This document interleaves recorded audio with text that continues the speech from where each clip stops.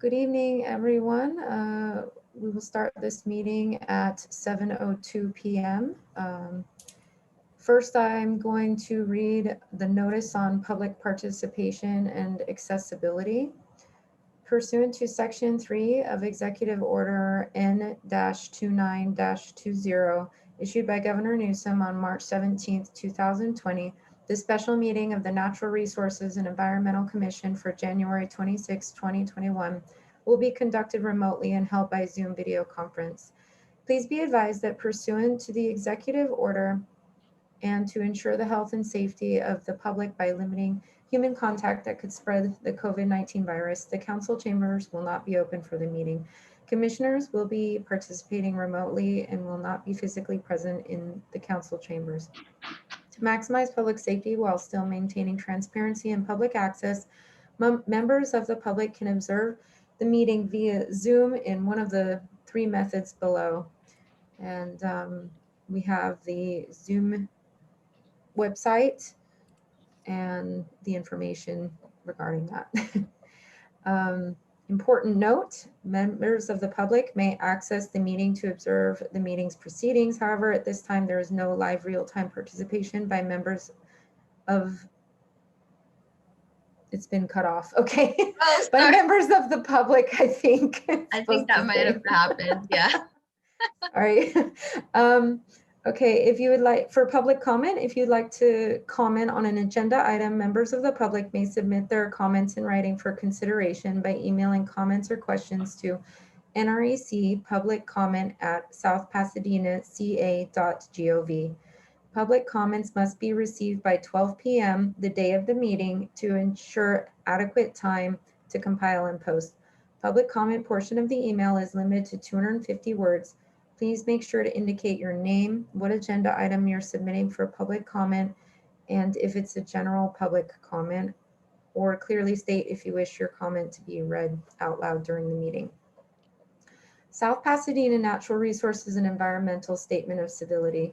As your appointed governing board, we will treat each other, members of the public and city employees, with patience, civility, and courtesy as a model of the same behavior we wish to reflect in South Pasadena for the conduct of all city business and community participation.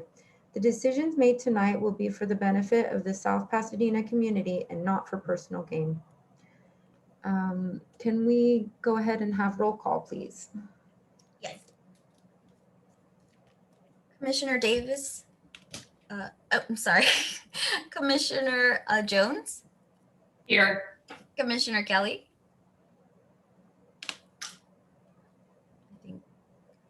I think, are we missing Commissioner Kelly? Sorry. Okay, no Commissioner Kelly at the moment. Just making sure he's not in the waiting room. I have to keep checking. Sorry about that. Okay, and Commissioner Law? Here. Commissioner Hammond? Here. Commissioner Leiter? Okie dokie. Vice Chair Rona Bortz? Here. And Chair Madeline DeGiorgi? Here. And we also have another commissioner joining us today, Commissioner Michael Siegel. Here. Thank you. Okay, so that is our new panel. Did you want to do the roundtable now or after the Pledge of Allegiance? Let's first do the Pledge of Allegiance. Sure. Okay. Okay. I pledge allegiance to the flag of the United States of America and to the republic for which it stands, one nation, under God, indivisible, with liberty and justice for all. We can go ahead and do the roundtable now. Okay, perfect. And our staff liaisons, Garrett Crawford, and our another staff liaison, Antonin Desfay. And we also, joining us, our Public Works Director, Shahida Baz, is also here. I apologize for my dog. It's okay. Okay. So next, do we have any public comments? Are we going to do the roundtable where we introduce people first? Oh, yes. Okay, so why don't we go ahead and hear from our new commissioners? We can start with, I'll just go down the first. How about Casey Law?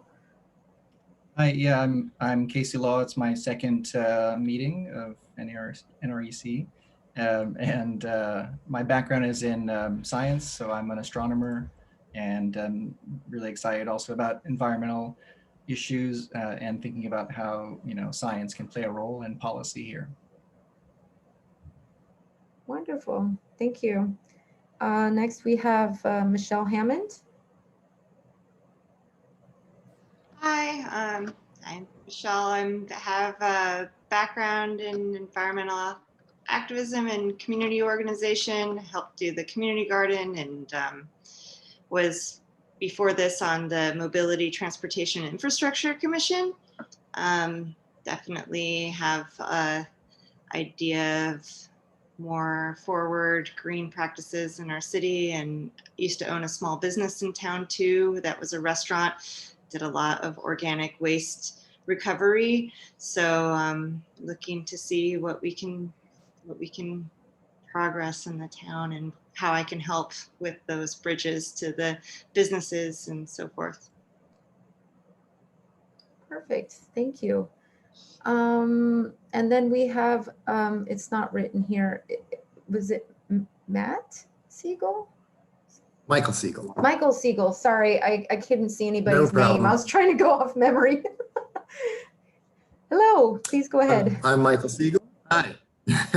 I'm excited to be here. I have background in sustainability. I've worked for, volunteered for several organizations, and I was actually part of a pilot program in the city of Los Angeles several years ago, trying to do some activism at a block level surrounding both sustainability and safety. And as I said, I'm excited to be here. Wonderful. Thank you, everyone, and welcome. Okay, so moving along, do we have any public comments? Well, Madeline, I thought it would Oh, be good I'm sorry, go ahead. I thought it would be good if we introduced ourselves to the new commissioner. Oh yeah, sure, we can go, we can do all of us.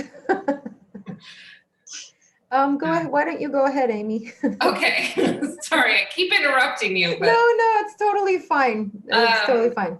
yeah, I mean, since we're all in this Zoom situation, it's better if we get a feel for each other. Definitely.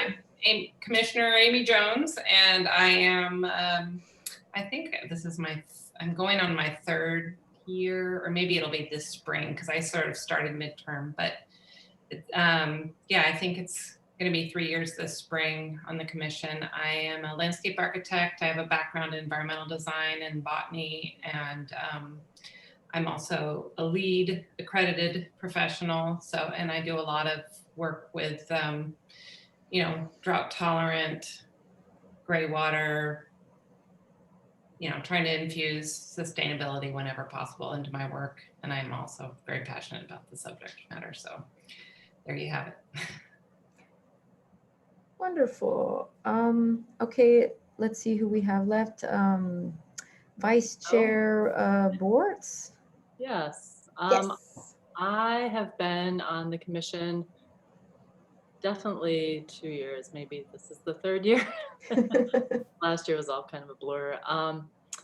Yeah, I have some background in gray water design and installation, and dabble in a few other things, and been in South Pass for just about 9 years. Great. To meet everybody. Wonderful. So I'm Madeline DiGiorgi, chair of this commission for the last, I guess it's 2 years now. It's, as Rona said, time has gone by really fast.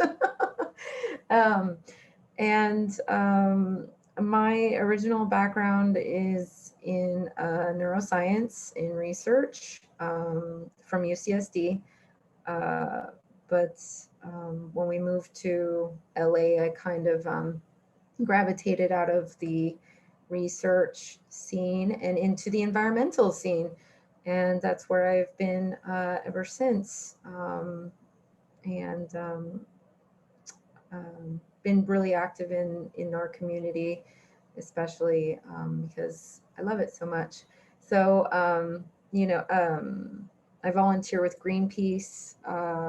I do a lot of volunteer work for different environmental organizations, and then in with some community organizations as well. So like Ban Single-Use Plastic, which is based here in Pasadena. Also our own little group called Transition South Pasadena here, which is has a lot of members of our community. And that's about it for me. So I think that was everybody, right? Sorry, I have you all minimized, so I only see one screen at a time. Okay, so moving on. Do we have any public comments, Raina? Raina, you're muted. Thought I pressed it. Sorry. Just the two that were sent earlier today. Mm-hmm. So one of them we're able to read out loud because it does fit the criteria of being 250 words or less. The other one was more. So it's up to the commission's discretion if they'd like to speak about that. But I'll go ahead and read as directed the public comment that was under 250 words. So this is from Tucker Nelson. It's a general public comment. Dear Commissioner members, you may be aware of the Global Fossil Fuel Non-Proliferation Treaty, which has three main areas: non-proliferation, global disarmament, and a peaceful transition. From their website, the world is beginning to recognize the unprecedented levels of international cooperation will be required to prevent this proliferation of fossil fuels, to phase out existing stockpiles and infrastructure, and to fast track a just and peaceful transition to safer and cleaner alternatives. Just as 50 years ago, the world needed a treaty to defuse the threats posed by weapons of mass destruction, the world today needs fossil fuel non-proliferation treaty. They are calling for organizations, cities, states, and individuals to endorse it. Information is found at the website fossilfueltreaty.org. There was an op-ed in the LA Times which said that the LA City Council is poised to endorse it. And that is an LA Times link. And there was also an article in Grist, which has a Grist.org link attached to it. I feel that the treaty is in line with our city's values. I urge you to read the treaty's website and the related articles, and to consider recommending the City Council that they endorse it. Sincerely, Tucker Nelson, Raymond Helm. Great, thank you. Do any of the commissioners have any comments related to this?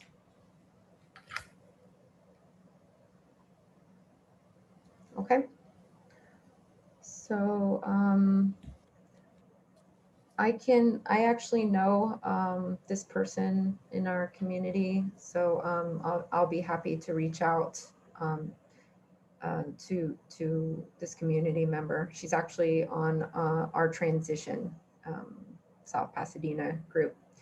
So I think this is a very interesting subject that we can discuss at some time in maybe an upcoming meeting. Yeah, I'd like to propose something if you don't mind. Oh, sure.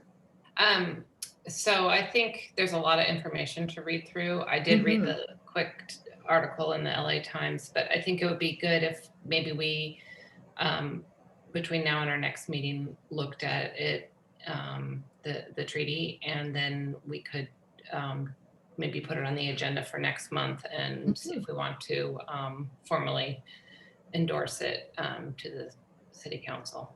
Definitely. I think that's a great idea. Let me write that down actually before I forget.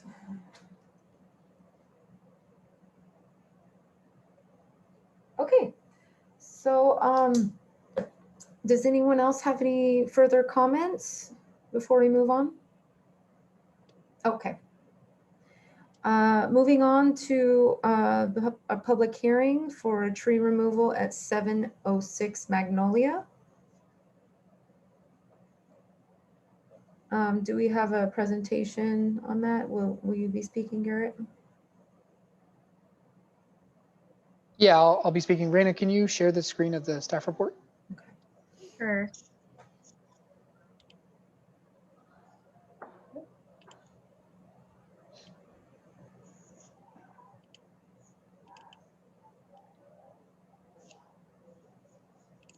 Sorry. So while we're kind of pulling up the report, I'll give you a little history. At 706 Magnolia, the resident applied for a tree removal permit, stating that the lean seemed dangerous and unsafe. So our city arborist, through our contracted services, went out and evaluated the tree, and we ultimately denied the permit. Excuse me, the resident wanted to appeal the decision. We went ahead and I reevaluated the subject tree, the large Aleppo pine. And I did notice it does have a lean that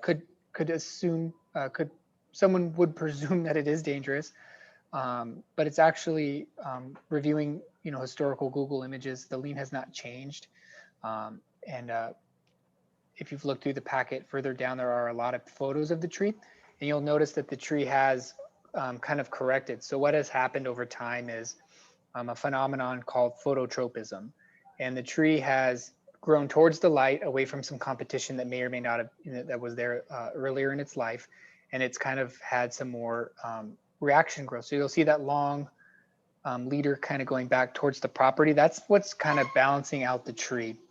There is, if you look in the picture to the left-hand side of the screen, there is a very long, large branch that stems into some other branches that's kind of growing towards the street, perpetuating the lean. So my recommendation to the commission is to uphold the denial for removal, but allow for some weight reduction and trimming. And my recommendation is that large limb there to be removed with some other weight reduction strategies, and the tree should be safe in normal operating conditions. So it doesn't seem that it's an imminent threat of failure. There was no disease or apparent root rot or anything that either of us noticed. We're both certified arborists. The city certified arborist is also a tree risk assessor. So both of us agree. So it's if you have any questions, that's the end of my report. I'd be more than happy to answer any. I have a really quick question for you, Garrett. You were saying one of the limbs was going to be removed. In the left-hand picture here, is one of those limbs visible, and which one would it be? Sure. So so if you're looking at the left-hand picture, that's kind of that lowest limb that's going. The one that's kind of looks like it's going down towards the ground? Correct. Okay, I see. Okay. And that would make it more stable, not less? Correct. Okay. Mm-hmm. That's the direction it's leaning. Right. So they state in their application that it would be damaging to the tree if that were pruned. Is there any merit to that statement? I don't believe so. Both the city arborist and I discussed it and when we're out on site and, Yeah. you know, could, you know, trimming a large amount of the canopy hurt the tree? Pines are usually, especially Aleppo pines, are very resilient. It should be fine. It actually would probably help the tree in the long run. It would be better for it. Now, there's always a risk whenever you prune any limb on a tree to invite some disease or decay in, but Aleppos do have a pretty good history of forming reaction wood and healing up those wounds rather quickly. So it should, under normal operating conditions, not have any adverse effect on the tree. Okay.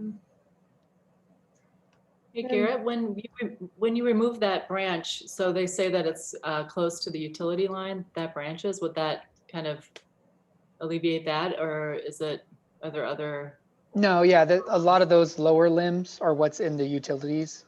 So when that gets pruned back and those other smaller branches get pruned back, it would be away. Okay, because the picture on the right there, it kind of looks like the top of the canopy is. It's much way above them. Okay, all right. Which is why like Edison and like AT&T or Spectrum hasn't come out and bothered with them. Good point.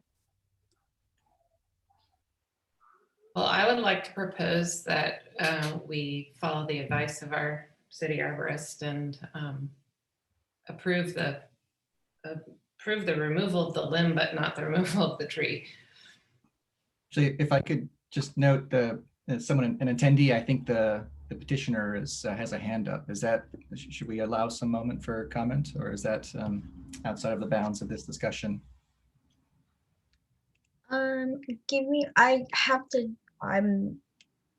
It's kind of hard for me to check. Sorry, I think that might have been a question for Chair DeGiorgi, if that's acceptable to allow some comment. You know, Yeah, during, we haven't really had any hearings on trees. Well, did we have, no, we did let the other people comment. So yeah, that's fine. I just couldn't remember because everything's so complicated with Zoom. Right. And I believe I now have I can allow Mr. Surite to speak because he's now in the attendees. Mm-hmm. So I'm gonna press allow to talk, Mm-hmm. if that's okay with you, madam. Yes. Sure. Okay.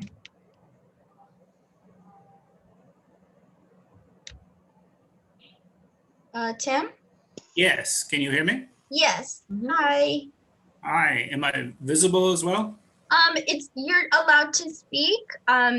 It's a webinar, so the panelists are the ones that are in view, but the attendees are chosen to speak if they are. If I presume you were in the attendees because you'd like to speak on the item. Yes, that's correct. Perfect. All right, so I'll only speak for a minute or two. Thank you for having me in this evening. The property is a couple blocks north of Trader Joe's. I think the fundamental problem is I don't believe that tree can be safely trimmed in the way that has been described. I have had the tree previously trimmed. I don't know if it's appropriate to tell you who it was. It was Chesbro Tree Care, and they were not willing to go that far back. They felt that to do so would either cause too much stress to the tree, or conversely, that it would be too upsetting to the stability of the tree. So I have great concerns about doing that. The problem is if you don't take that limb back quite far, it is a healthy tree, and very quickly the limb is again reaching the electrical line over there. So I don't believe that, at least what I have heard from experienced persons, is that it cannot be trimmed back to that degree. So that is my concern. I just don't believe that trimming is realistic. And if we do it, I think it is something to be noted that if that tree becomes unstable, of course, trees stabilize themselves, but if that tree becomes unstable, it is very, very tall and would, if it came down flat, which is unlikely, it would reach to an adjacent house. And if it didn't come down flat, if it just brought up a root ball, it would immediately take down the electrical line. It would open up the gas line that runs right by there, and also a sewage line that is right there. So I understand that it is a healthy tree, and I certainly agree with that. But I, having worked with it for a number of years now, don't believe it can be trimmed in the manner that has been described without incurring even greater risk.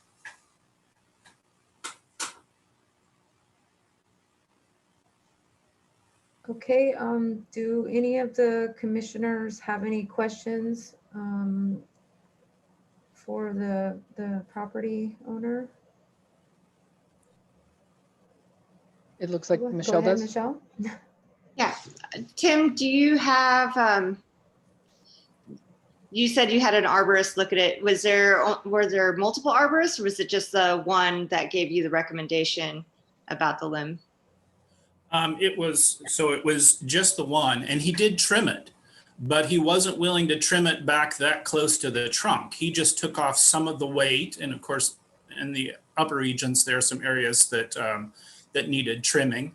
But when I said, "Can I take it back further?" he said he wasn't comfortable doing that. Right, right.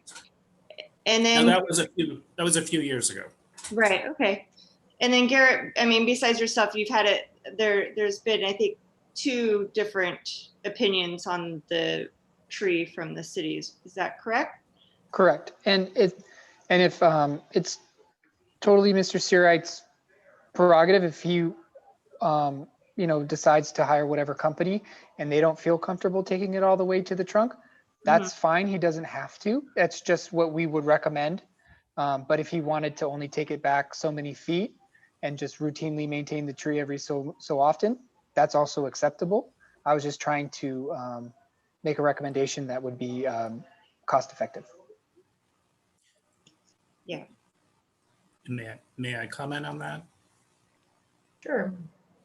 I would very much like to take it back to the trunk, but I do have the concern. The city photos are at about page 20, if you have it in front of you, are really quite good in showing the girth of that limb. It is quite enormous. It is perhaps as much as I don't know, 2.5 feet in diameter. And you can see those branches come right beyond the truck you see there in the foreground. That's my neighbor's truck, is the sidewalk. And if I just trim that branch back, it's very quickly going to be out there again and interfering with the utility and electrical lines. So my concern is I just can't find anybody who feels comfortable removing that kind of weight off the tree. And unless you do, it's quickly going to be a hazard to the electrical line.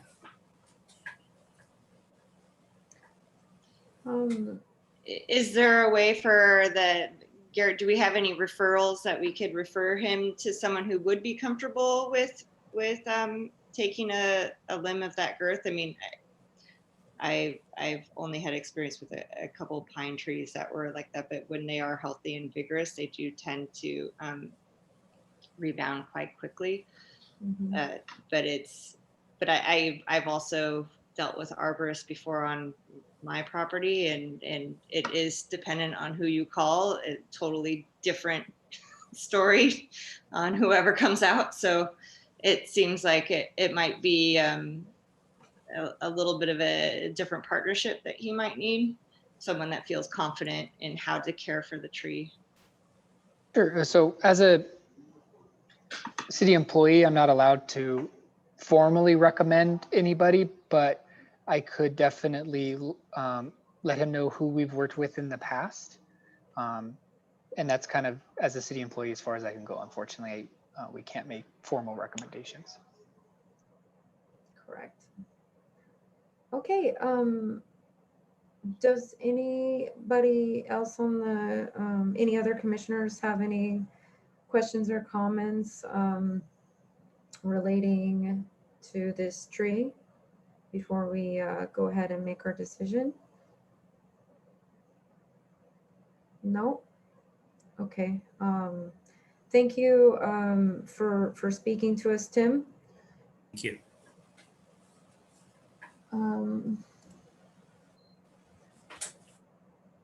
Okay.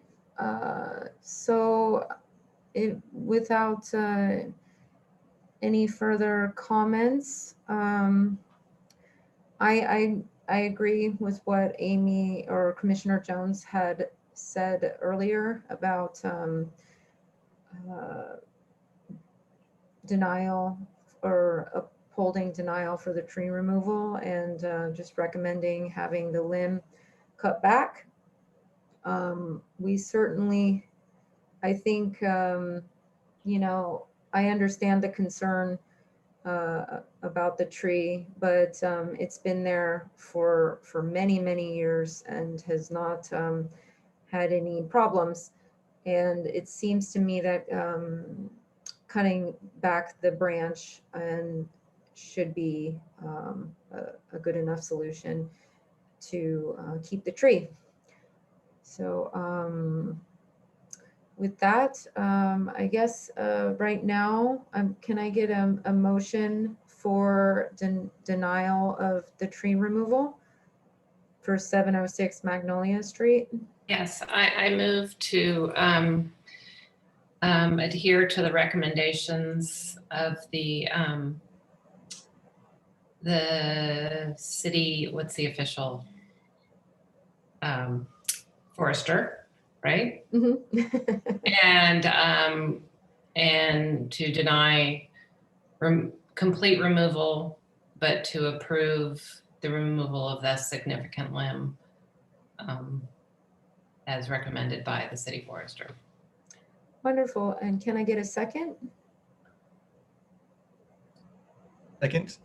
Okay, perfect. Can I get a roll call, Raina, for all those who approved to deny?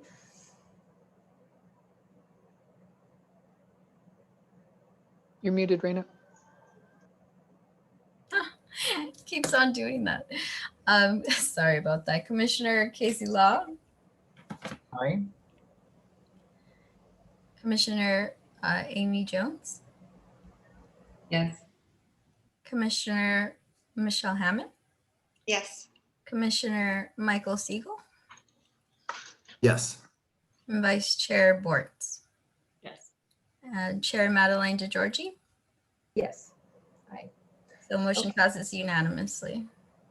Yes. Thank So you, while we everyone. while we still have Tim, just know we'll work with you. I'll have Raina reach out with my contact information, and I'll do my best to tell you some people we've worked with in the past, and then just know that your inspection fee is still good. We won't charge you another fee for that. We'll just, whatever fees are associated with the trimming part, we'll work with you on that. So thank you for your time. Thank you. Okay, moving on. Let me go back up here. All right, so next we have discussion items. First is the mandatory organics recycling ordinance, and I believe we have a presentation on that.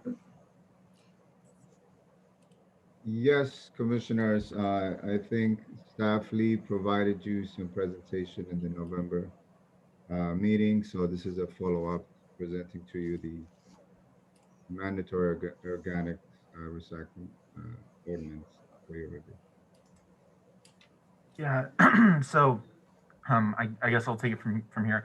I'm Nicholas Van Ooyen. I'm a temporary fill-in for ARPI, who you may know in the Public Works Department doing sustainability. So I'm going to give you a quick overview of the ordinance draft that we currently have going that's in development. that we'll need to adopt by the beginning of next year. And kind of go over SB 1383, which is what's requiring us to adopt this ordinance, and what requirements of the city will be, and kind of what that will look like. So this will be a brief overview of that. Can we go to the next slide?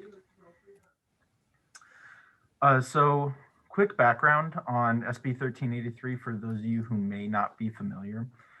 It was passed in 2016. It's the short-lived Climate Pollution Reduction Act, primarily targeting the reduction of methane in the state of California. So the way that it aims to do this is reducing the amount of organics that are going into landfills. So SB 1383 instructed Cal Recycle to create a body of regulation and recommendations for jurisdictions like the city of South Pasadena to implement in order to reduce the flow of organics into landfills, and then change the way organics are managed when they are thrown away. So we need to have an enforceable mechanism to enforce organics diversion and some of the other things that are included in SB 1383 by 2022, or January 1st, 2022. We'll then have 2 years of education and outreach window in order to get everybody prepared for the requirements for them. And then we do need to start enforcement of this ordinance by the beginning of 2024. So it'll be a 2-year kind of grace period.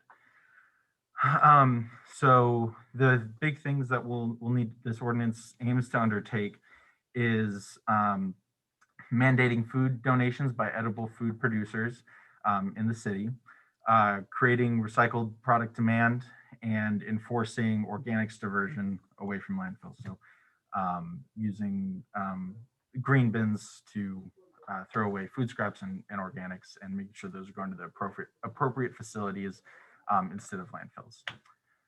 So we'll go over a section by section on what's included in the ordinance and what it's doing. Can we go to the next slide, please? So these first 3 sections are pretty procedural. Section 1 is the purpose and findings of the ordinance, mostly referencing California state assembly bills and state bills that have led up to SB 1383, the most relevant being AB 1826, which was the commercial recycling and organics recycling ordinance or law. So we'll need to add in some of our relevant city ordinances and rules into there, and that will be a development coming in the future as well. Section 2 is simply the title of the ordinance, currently the Mandatory Organic Waste Disposal Reduction Ordinance. And Section 3 is the definitions for the ordinance. Now, all of this was adopted from a model ordinance that Cal Recycle developed and has distributed. So all of this language here in this first part is directly from Cal Recycle, which either in the model ordinance or from SB 1383 directly. So not a lot has been adapted to South Pasadena here. It's pretty standardized for everyone. Can we go to the next slide, please? Section 4, this is where we start adapting it a little bit. These will be the requirements for single-family waste generators. So primarily just single-family homes in South Pasadena. This will very simply require them to subscribe to an appropriate level of service for the amount of waste that they're producing, both organic waste and non-organic waste, and require them to source separate their garbage. So putting the organic waste and food scraps in their green bin and everything else in their gray bin. And so it's going to require adherence to that system. Now a note, I know there's potential to change the franchise agreement with Athens in the near future.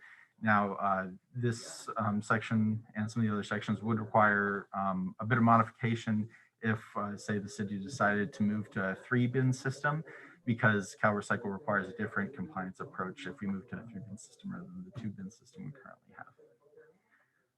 Next slide, please. Section 5 is very similar. It's but for businesses and commercial properties, requiring them to subscribe to appropriate level of service and to source separate their waste. It also requires them to follow the city coloring conventions for waste receptacles, for containers that they might be providing to customers or people visiting the site. And then it also requires them to provide a reasonable education to their employees or people using their waste stream, either through signs or education.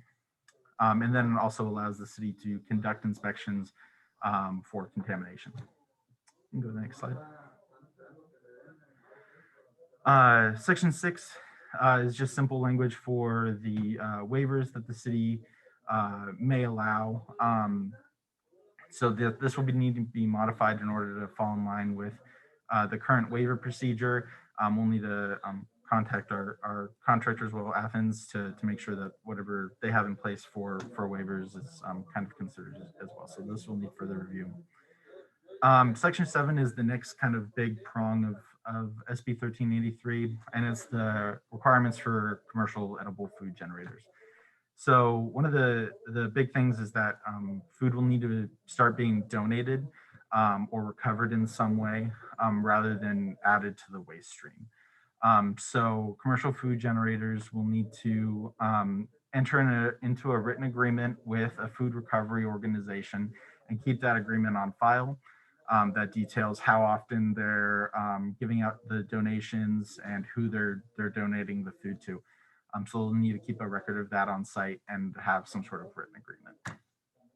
Oh, next slide, please. Section 8 is the other side of that coin, requirements for food recovery organizations and services. They'll need to keep a record of just how much food they're taking in and a record of their contracts. They will also be required to respond to city capacity planning efforts within 60 days. And I believe there'll also be a reporting requirement that the city will have to decide on a date for them to report just how much food they've taken in over the last year. Next slide. Section 9 is going back to the organic waste is requirements for haulers and facility operators. Basically just going to require whoever's managing the waste hauling in the city to transport them to an appropriate facility, the green waste to an appropriate facility, and then require that they comply with basically what would normally be in the franchise agreement, things like signage and container labeling as well. And then requires facilities to, again, respond within 60 days to capacity planning requests and activity and usage and facility operations requests to the city. Go next slide.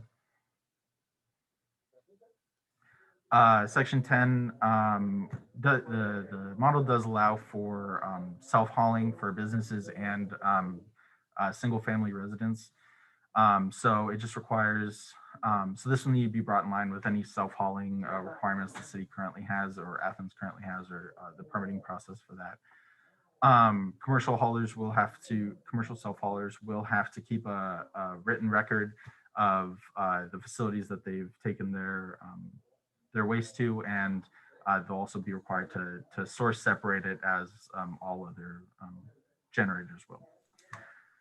Section 11 we'll kind of see if we need to have it included. It needs to be reviewed further to make sure that the city already has a enforceable mechanism for the Cal Green requirements.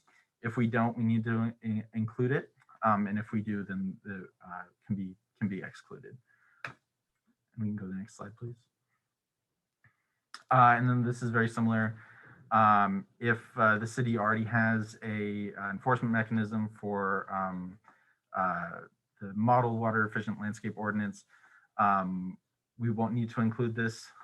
But if that's not something that's currently enforceable, then it will need to be included in this ordinance as well. Go to the next slide. This is the third kind of big thing that is going to come onto the city, and that's we're going to need a procurement policy for recycled paper products and office supplies. So the city will need to set a limit for preferential purchasing of recycled content paper, and when it's either at the same price as virgin materials or X% more within a certain range that can be determined, but we do need to have that policy in place. And where vendors will be required to submit in writing to us how much post-consumer product is in the products that they're selling us. And then we'll be required to keep a record of those purchases. So this will be mainly need to be reviewed by finance because that policy will be put onto them. You can go to the next slide. And so the final sections of the ordinance as it stands right now, section 14 is inspections, investigations about the city, just making sure that we're allowed to inspect and investigate any stream contamination at different sites. Section 15 is important because we do need to have some sort of violation set. So this allows the city to assess penalties for violations and outlines what those violations are and what the penalties are. It does also require or allow for things like cart hangers to be put on when there's expected contamination. So there's some educational stuff that the city and Athens will have to work together on to develop and make sure that works within the current process. And then section 16, the final effective date, and we do have to have this in place by the first of next year. It can be affected, put in place sooner, but that is the latest date is January 1st, 2022. So I hope that was a good overview of the draft that we currently have. It's still a working document. We'll need a few more versions, but that's the first development of the model that we received from CoverCycle. Thank you, Nick, for that presentation. There's a lot ahead of you, commissioners. But we look forward to your inputs in making this happen for the city of South Pasadena. If you have any questions, please. I do. Yeah, please go ahead, Commissioner Jones. So there's a lot of people who currently compost and recycle on their properties, as well as there's a new service in town that a couple of high school kids have started up, collecting compost and finding appropriate places to safely compost it through other businesses. Is there going to be incentives or rebates for people who are doing on-site work? And how do you see that fitting into this ordinance? So currently, the ordinance is pretty explicit in its current state that it doesn't restrict any on-site recycling or any reduction or any steps taken to reduce the amount of organic waste generated. So people are welcome to continue composting on site or reduce the amount of organic waste that they're creating. But how a rebate or anything would fit into it, I don't have the information, so I'd defer to other staff. We'll look into it to see. I think that's a great idea to get buy-in from the community and make it, a lifelong change. Sure. In respect to what Commissioner Jones was just mentioning, I noticed that there was a section in the ordinance that mentioned de minimis. What does that mean exactly? It was under generated waste? Yeah, so the current language of the ordinance allows for two different types of waivers. De minimis waivers, meaning that somebody applies for a waiver that they don't have to subscribe to the organic service because they don't generate any organic waste. So maybe a business or something that doesn't generate any organic waste, and those waivers can be assessed on a case-by-case basis if that's something that we want to allow. So that's what that is. It's a waiver for not producing the waste. Is there any reason why individual households can have a way, we couldn't apply that to people who compost and stuff? Like, could they present a waivers, saying that they, whatever, compost most of their organics? That's something we could add. That makes sense. We can look into it. Absolutely. Yes, we can definitely look into that. If I may say, I think this is a certain quantity of waste produced by a business and organization. That's how it is measured.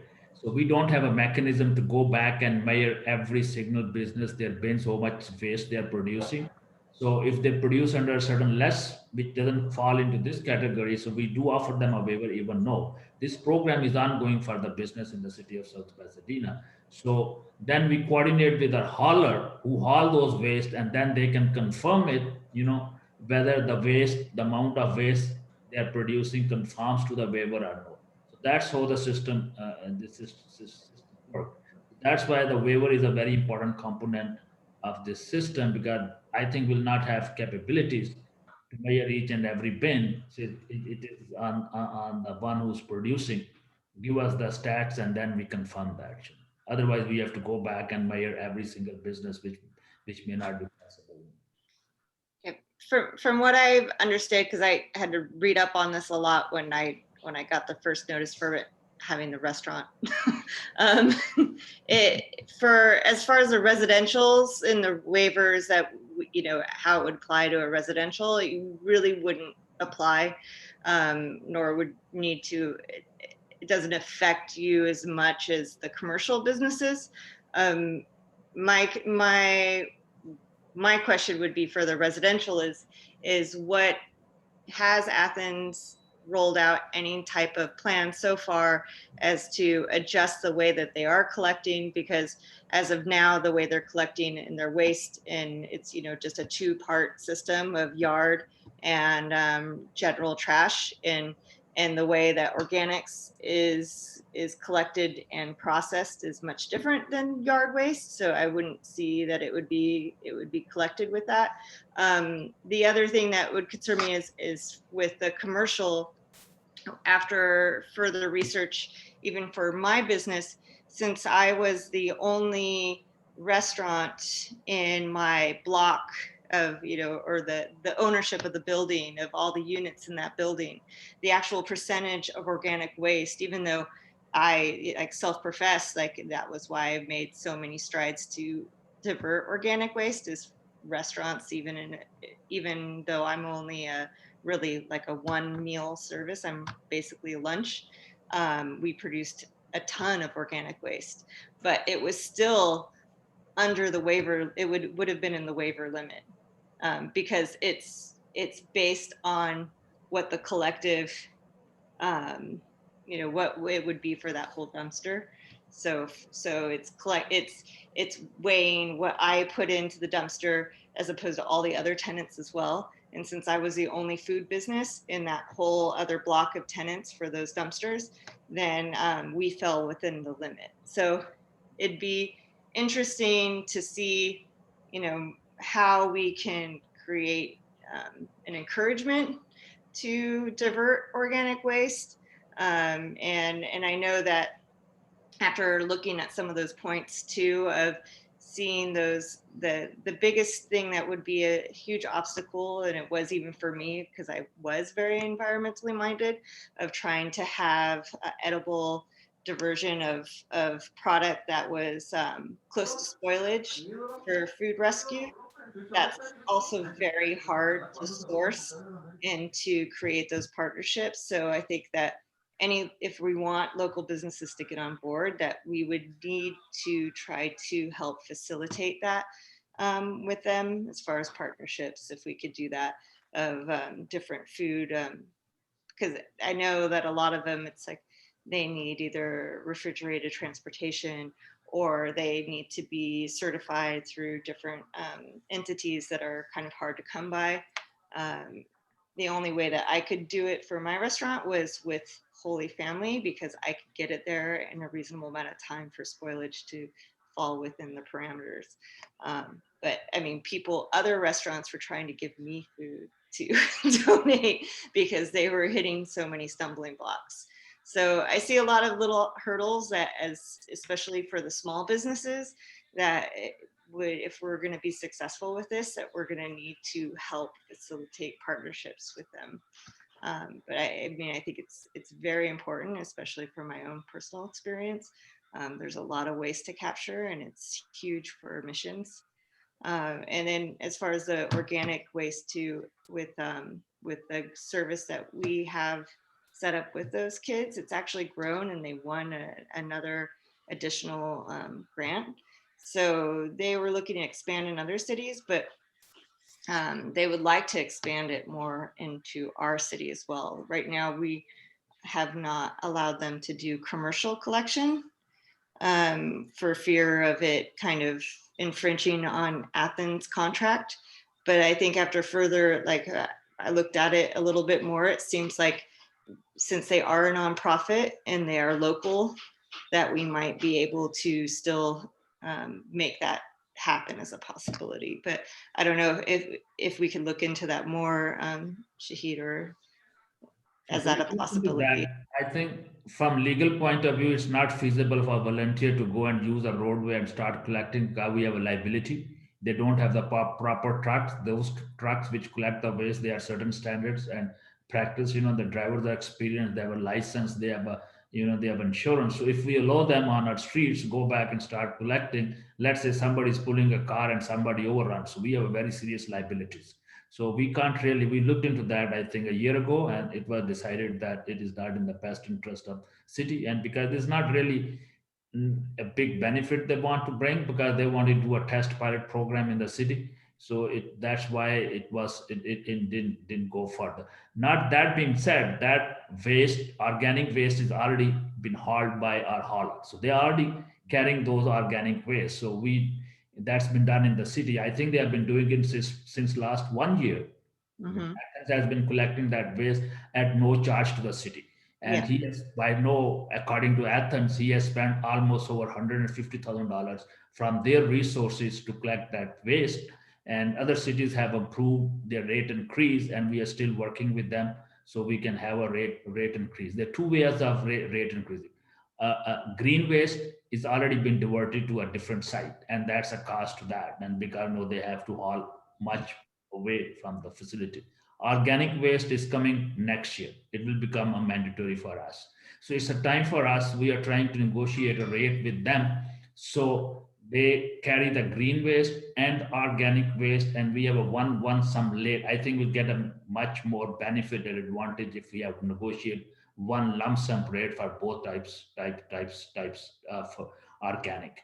Even if they take the organic to their facilities, Athens is still sorting out the organic at their facilities, which is really a very tedious and cumbersome process. But they do sort it out and send that organic waste to a different facilities. But the next thing is to give us a third bin, or maybe have a same bin with two compartments, and and do that. So we are in the process of collecting all the data, working with Athens, and now we have a fairly good idea what the rate should be, and we collect the data from the other cities what they are paying for the same services and where we will be. The council has set up an ad hoc committee which will going to work with them, and they will help us negotiate a reasonable rate with Athens. But as far as the diversion is taking place, you may not know it, but it is taking place, but towards the end at Athens facilities. Other cities which have started this program much earlier, I think they have been very, very successful. And the cities has reported more than 90% compliance, both from the commercial and both from the residential customers.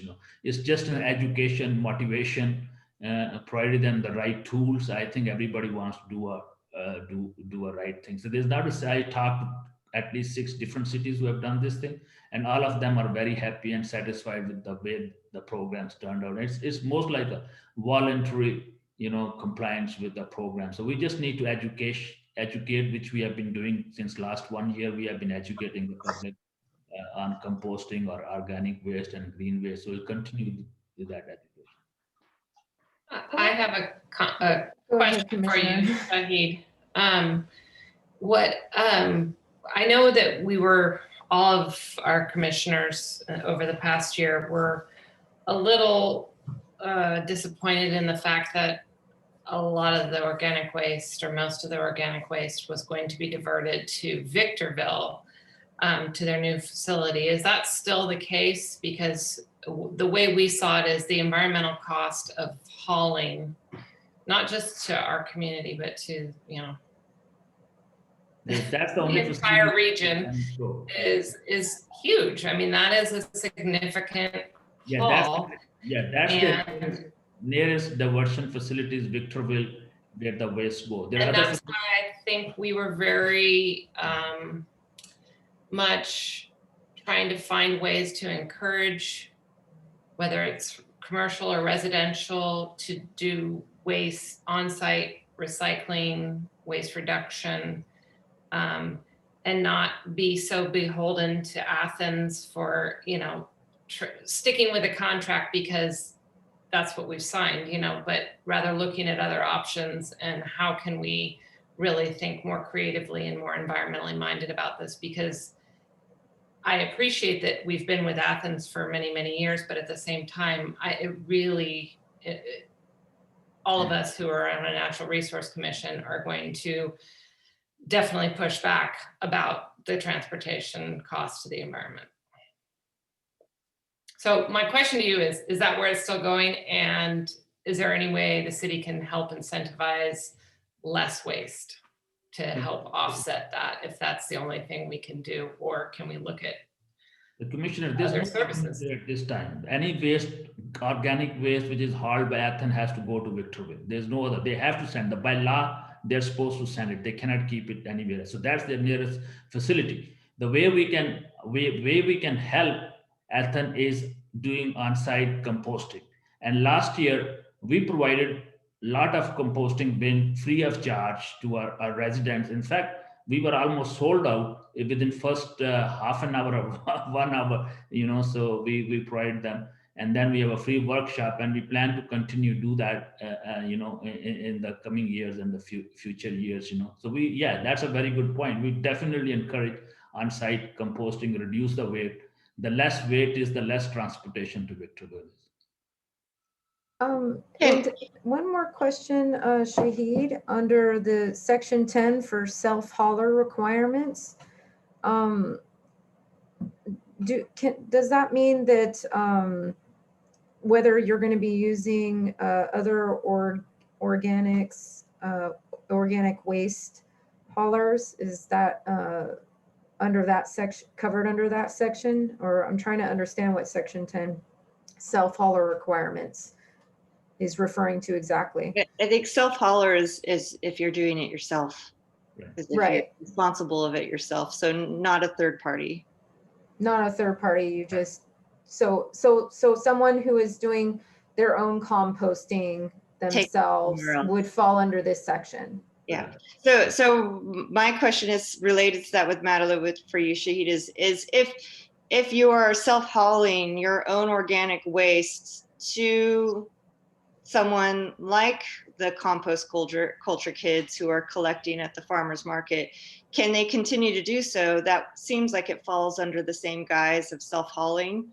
If we are taking our waste to them at the farmer's market, because I think that's a great opportunity to they have the ability to expand.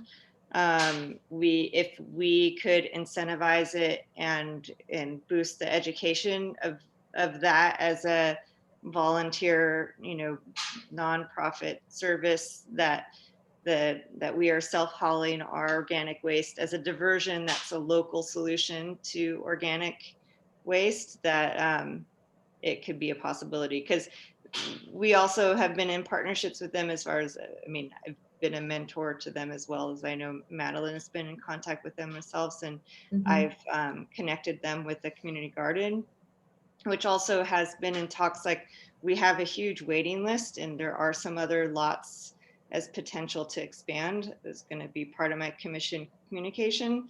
That also could be another opportunity to create a local site for possible organic. I know that the EPA, there's certain requirements in with emissions if we were to start collecting there. But it just seems like there could be some other local community-based options that could help with more diversion, because I know not everyone has either the yard, myself included with my new place that I just moved to compost on their own site. But this seems like a viable option, whether it's those kids or something else that comes in, because I know a lot of cities are doing similar programs very locally and partnering with other local cities to have more local diversion. Is that something that we can look into as a possibility for our city? We already looked into that last year. So we already have looked in. So we work with the same organization, you work with them, and instead of them going door to door and collection, which is a liability and a risk for them all, which they did not understand initially, they thought it's a simple process, just take a normal pickup and collect it. It wouldn't work that way. So we explained, and then they understood, how difficult this process will be working. So we suggested them setting up a community-based composting facilities. And then you haul your waste rather than they come to your place and you haul your waste to that composting facilities, and that where it is composting. So we suggested them a couple of sites. So we already working with them as the program develops. We want to do this kind of a thing and dispose of organic waste as much as possible within the city. Actually, it's just, there's another, your organic waste can also be sold to the food manufacturing facilities, especially which make food fodder for the pigs. Mm-hmm. They use it and they do that. If there's a nearby facility, they'll be more than happy to take it and do that. So we look into that possibility if there's a possibility for that. But that's a good point. We will keep working in that. We'll keep helping them to set up, like a community posting. Well, I think the farmers market has worked as a great resource for something to remember that's easy and town center for people to take their waste to. So whether it's what they're doing now with these kids, but they have such limited resources, they're not there the whole farmers market. So if there was another organization like what you're suggesting, Shahid, with feeding pigs and collecting waste, I'm sure that we could coordinate with the chamber or the farmers market to have a booth set up, and that the NREC could help to promote a collection service there that would help with diversion. It could be a good idea. I just have also one other comment, Shahid. I worry about the information that's going out to South Pasadonians on the upcoming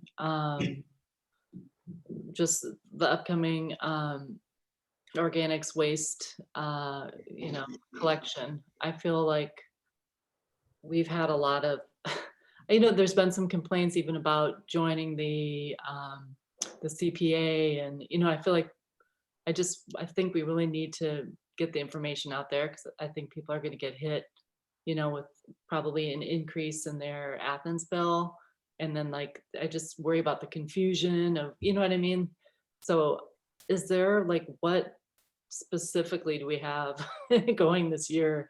Do we have stuff already on the books, specifically what to tell people what's coming and what I think the sooner the better. The rate increases and everything.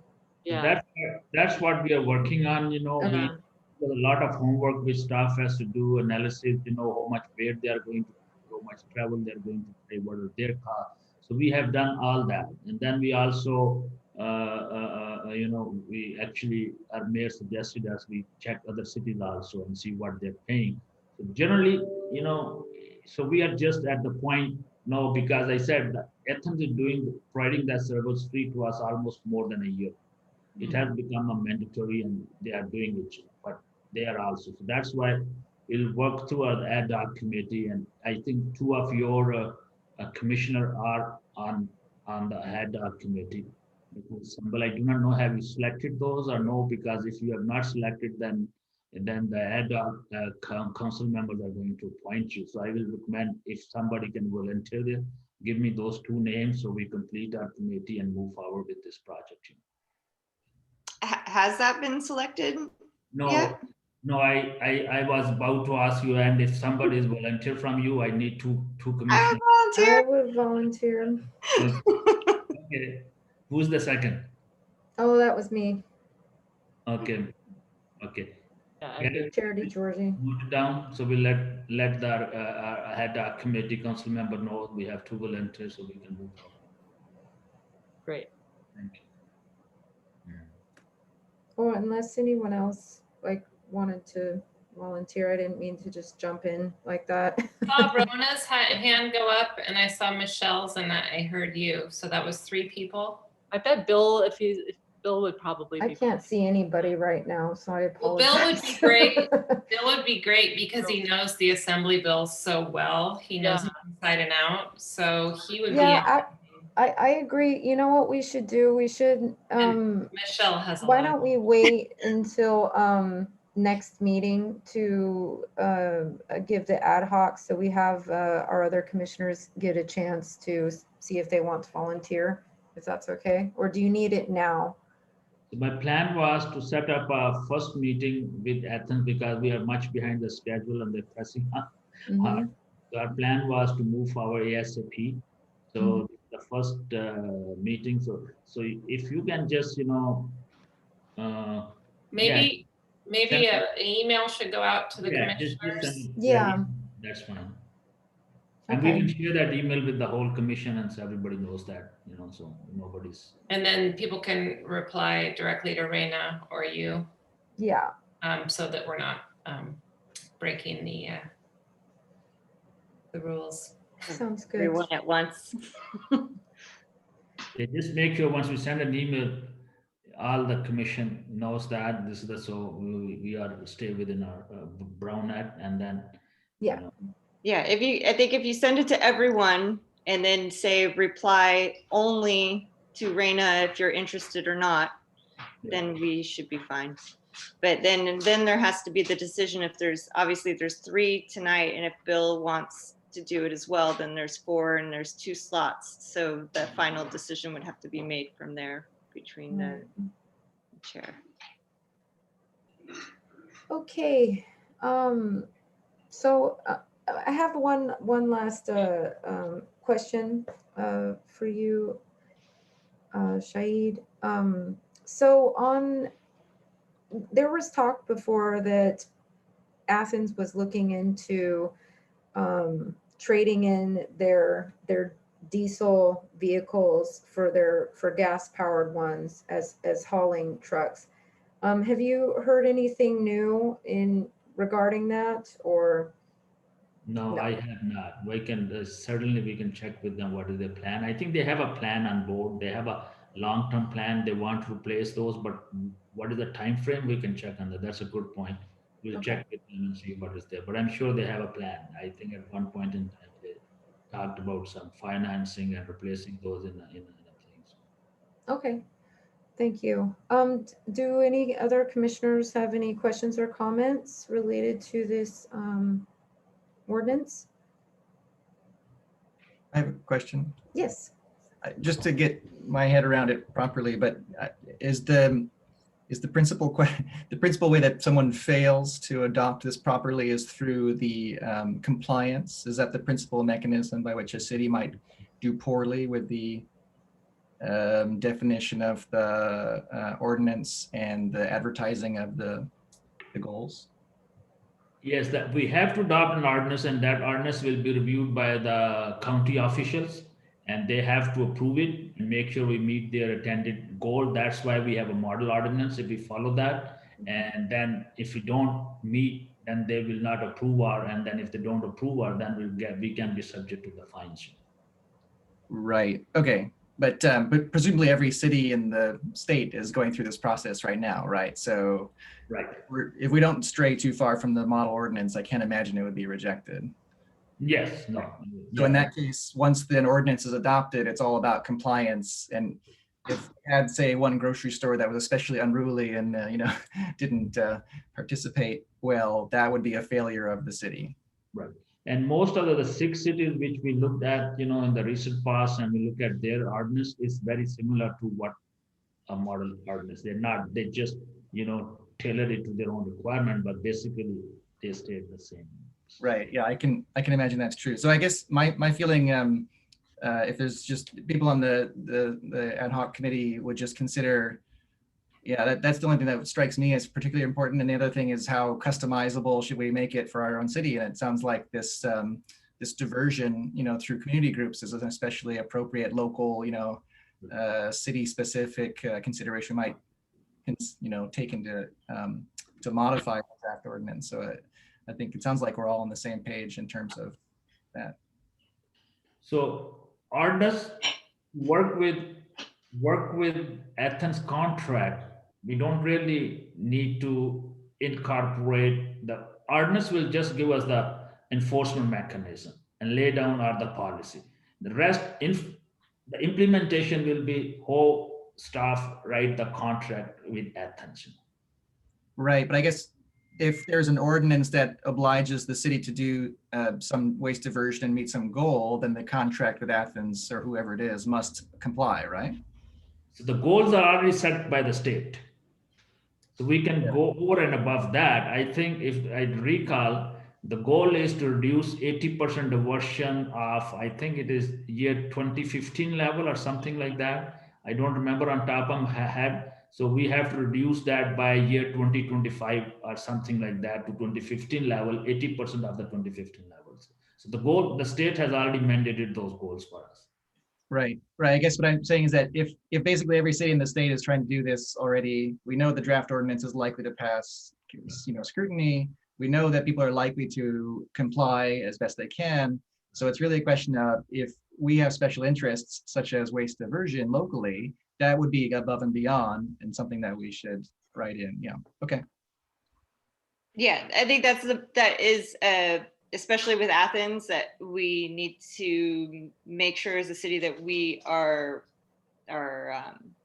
allowing that local diversion to be included in the writings of whatever the new our city's plan is. And then also my other concern is if our city is so small that regulating this, if we are responsible to regulate compliance ourselves, that is going to, who does that fall on? Does that fall on Athens or does that fall on the city to regulate compliance?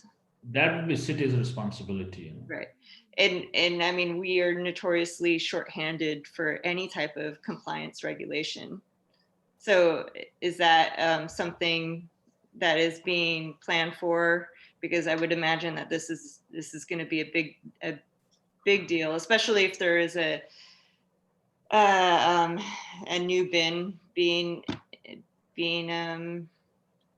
initiated as far as organic collection too, of how that is going to be regulated, or is it just fall on our city? Are we ever going to be surprise audited by the state or the county? Does the city get penalized? Or is it just going to be one of those things that we're doing our best, but So these are the things which will work once we go through the negotiation, like a dark committee. But I can tell you generally how it works. No city really has the capability, which I have seen or contacted them, to go back and regulate them individual household and the business. Yeah. That require the tremendous resources. No city has that. The way generally the process works, they rely on their haulers because they know the average weight of every residential house. And from there, they determine that, how much that. And if they find that weight is more than what they're carrying it, they will get back to us and then we'll monitor that spot monitoring. then they will raise alarm for us, where the city staff will come. The state is not going to come and check our residential or business, what they are doing. They will check at the facility of our haulers, how much weight they are reducing there. And then they will track it back to us, from that. Yeah. And then hauler will tell them how much weight they are carrying from, because they have a historical data, how much waste the city of South Pasadena has produced over a number of years, and which they report to the state. And then they will come back, this ordinance has gone into effect, know what is our rate. And they also know the proportion of various items, how much they weigh on an average from a household of various, composition. So that's how they are going to, that's how they're going to monitor. Okay. And then, so which department from our city is following up with that information? Obviously, Public Works. So, so much is on your shoulders. Yeah. Okay. Well, yeah. I mean, I'm familiar with the audit process. I know someone who's doing it right now with working with Athens in South Pasadena.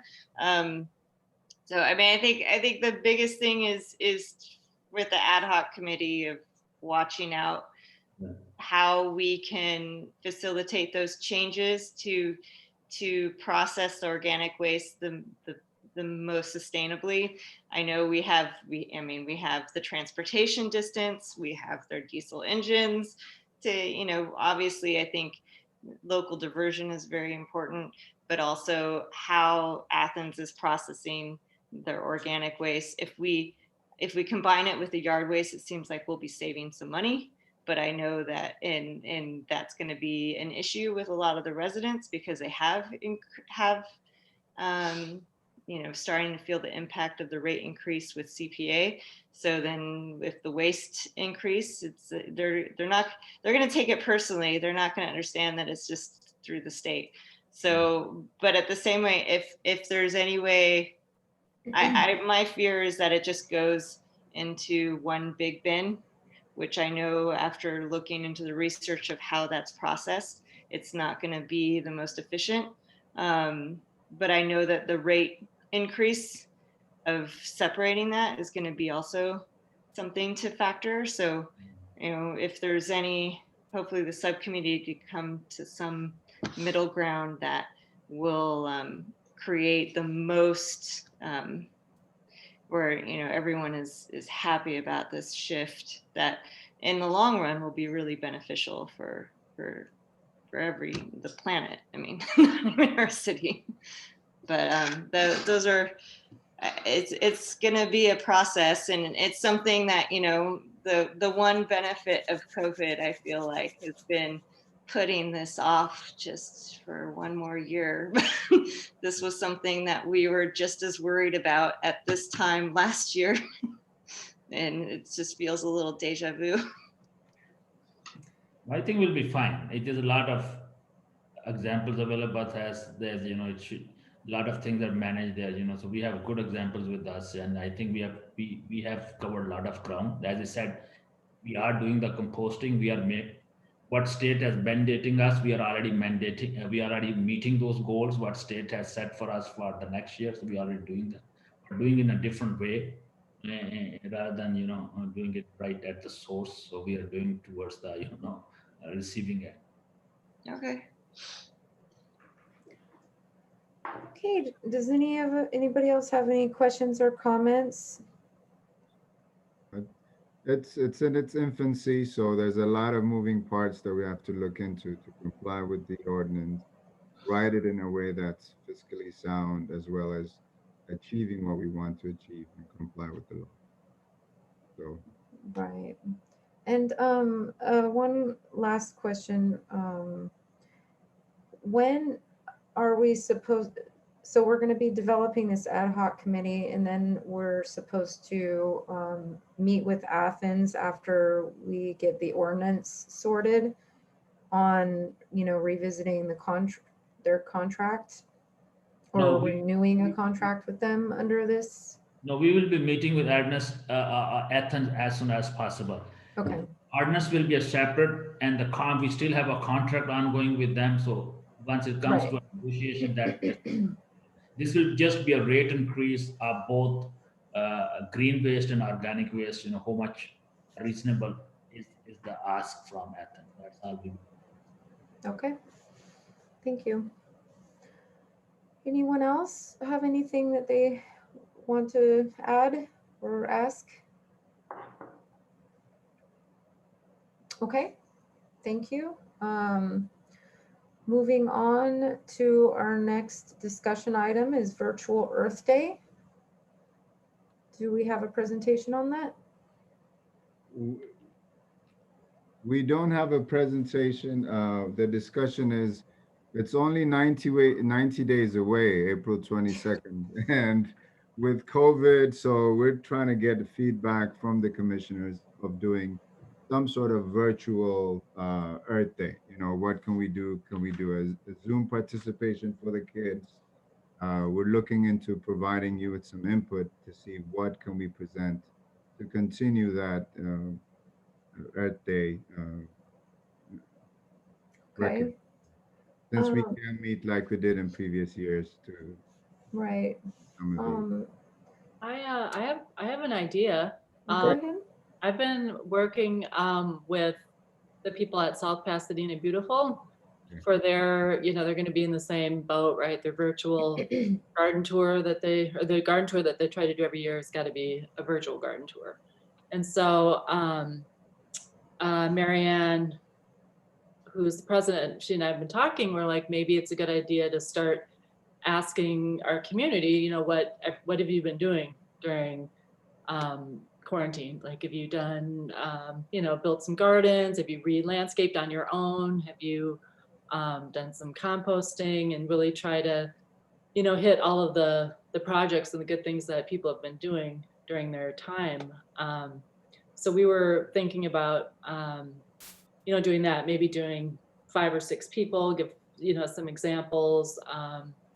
And she talked about, they have this Golden Arrow Award for landscapes, and maybe changing that around to more, people have done more sustainable things, DIY projects, stuff like that. So maybe the NREC, or we could, kind of co-sponsor something to go along with that, like, a speaker on landscaping, or a speaker on composting, or something that would go along with that. And I think they were talking about just doing like, going to the various residents who are going to be joining this and taking pictures and a little interview or something. So, maybe have like an online thing where that is showcased, and then maybe we have a follow-up panel or something. Anyway, just throwing that out there. Zoom forum Yeah, for yeah. people to participate in the community, ask questions, that kind of thing. Yeah, totally. Okay. That was just my thought. Sounds great pretty idea. good. Garden, like original garden, online gardening tours that show gray water or, landscaping and so forth. Are there going to be any mulch giveaways anytime soon? I mean, I know that's not necessarily socially distanced, but maybe by Earth Day, people, it's a DIY kind of situation anyway. So people can just bring their bins and shovel it in and stay parked in a queue up till it. But people love that mulch giveaway, and it's obviously something that's very good for weed abatement and water conservation. So haven't they done one at the district lot in the past where you can drive in and load up? Yeah, maybe people can just pop their trunk and, that's, a lot of pickups have been like that where, if somebody has a bin in the back, maybe, we can just someone can shovel some in the trunk and then just shut their trunk and send them on their way. So it'd be contactless. If people are, not wanting to open their doors to their cars and stuff like that. Yes, last year was a success. Credit goes to RP. So definitely that's something we can do. We had a Yeah. mulch giveaway at the school district lot, and it was, I think they had planned to stay on later. However, the mulch was gone within, I think, a Yeah. couple of months. Yeah, it goes Definitely. fast. Yeah, but it's a great location for drive-through and has been used a lot during this pandemic for less Definitely. contact for stuff. Yeah, I think if we're really clear, if we do a drive-through type of thing, if we're really clear about how it works to keep everyone safe, I think the trunk idea is a pretty good one for contactless mulch. It could be another, I mean, I don't know what local organization we can work with, but that could be a site to also do something for clothes, like reclaiming clothes for maybe homeless giveaway. Like if there was a day that you can bring and you could just separate your trash bag full of clothes by size or kid age, and then that way they could just be dropped into piles, like less volunteers could help to do something like that. It could be something that could be organized and then picked up later by either some organization, or either we can do it with local homeless or do it with a bigger organization like Goodwill or Something else that I thought that would be nice that we could showcase about our community in particular about being green is I think a lot of community members don't know about certain little groups that we have. For example, like our Buy Nothing South Pasadena group that'll, I mean, most of us here already know it, but I don't think everyone in our community does. And I think the use of that resource of just, when people need something, they can find it instead of it going to a landfill that, somebody else has a use for it. Or, I mean, we've given away even extra paper that, cardboard paper to draw on that, of course we wouldn't have thrown it away, but it was just sitting here not being used. And, people with kids, they just, it was taken right away. And I think, there's different little things like that in our community that I think maybe we can also talk about or showcase, certainly during the forum section. If we do have that online, I think it'd be a great resource for a lot of people that just don't know about it. What that if we have things like that? Yeah, what if we did like a resource guide for people on Something like that. the ways to eliminate waste, yeah, garbage. at least like a quick link page. I mean, because that could be even shared at the city scoop. They're Yeah, like more but general. if all those resources are put in one location, be it the paper or a link on the city's page, we could sort of roll it out on Earth Day and say, these are all your local resources you have available and here's what they do. So that would be something that I would appreciate that, even though I know a lot of them. It's nice. Sometimes you're like, oh, the Buy Nothing site is amazing. I can't believe how successful that's been. Yeah. No, it's really great.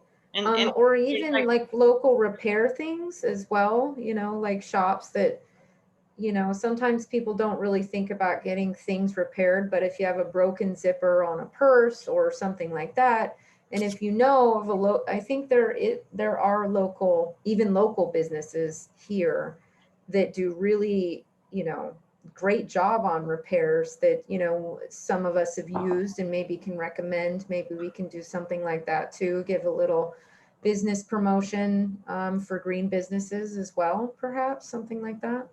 Do you think that would be something some of the businesses would be interested, Michelle? Yes, I think a local resource page that is even permanent on the city website of where, I mean, I think I would even presume that the majority of the members of the Buy Nothing group don't realize that they're practicing environmentalism by Buy Nothing. It just feels good and it obviously is fit the shoe perfectly during COVID. of that type of community and interacting with your community in a positive way, without any touching. So it's taken off, but it will have lasting benefits as like a more sustainable lifestyle practice. So I think that Earth Day is a good way to point that out, that, hey, you already love this. Did you know that you're actually, you know, doing something way more sustainable? And think about the amount of things that you didn't buy this year because of Buy Nothing, and the things that you didn't throw away this year, like your impact on trash. Even if we had a little story or a snippet of where we could analyze some of that, which I'm sure some of that information might be out there, of like, if you on average gave away 3 appliances, 4 bags of clothes worth, a couple large sofa, you know, or type of furniture items, what your landfill impact that you diverted would be. Something like, there might even be a calculator out there that's like that. Like, Oh yeah, no, something there that's kind of definitely is. interactive like that would be fun, and something that could be done online.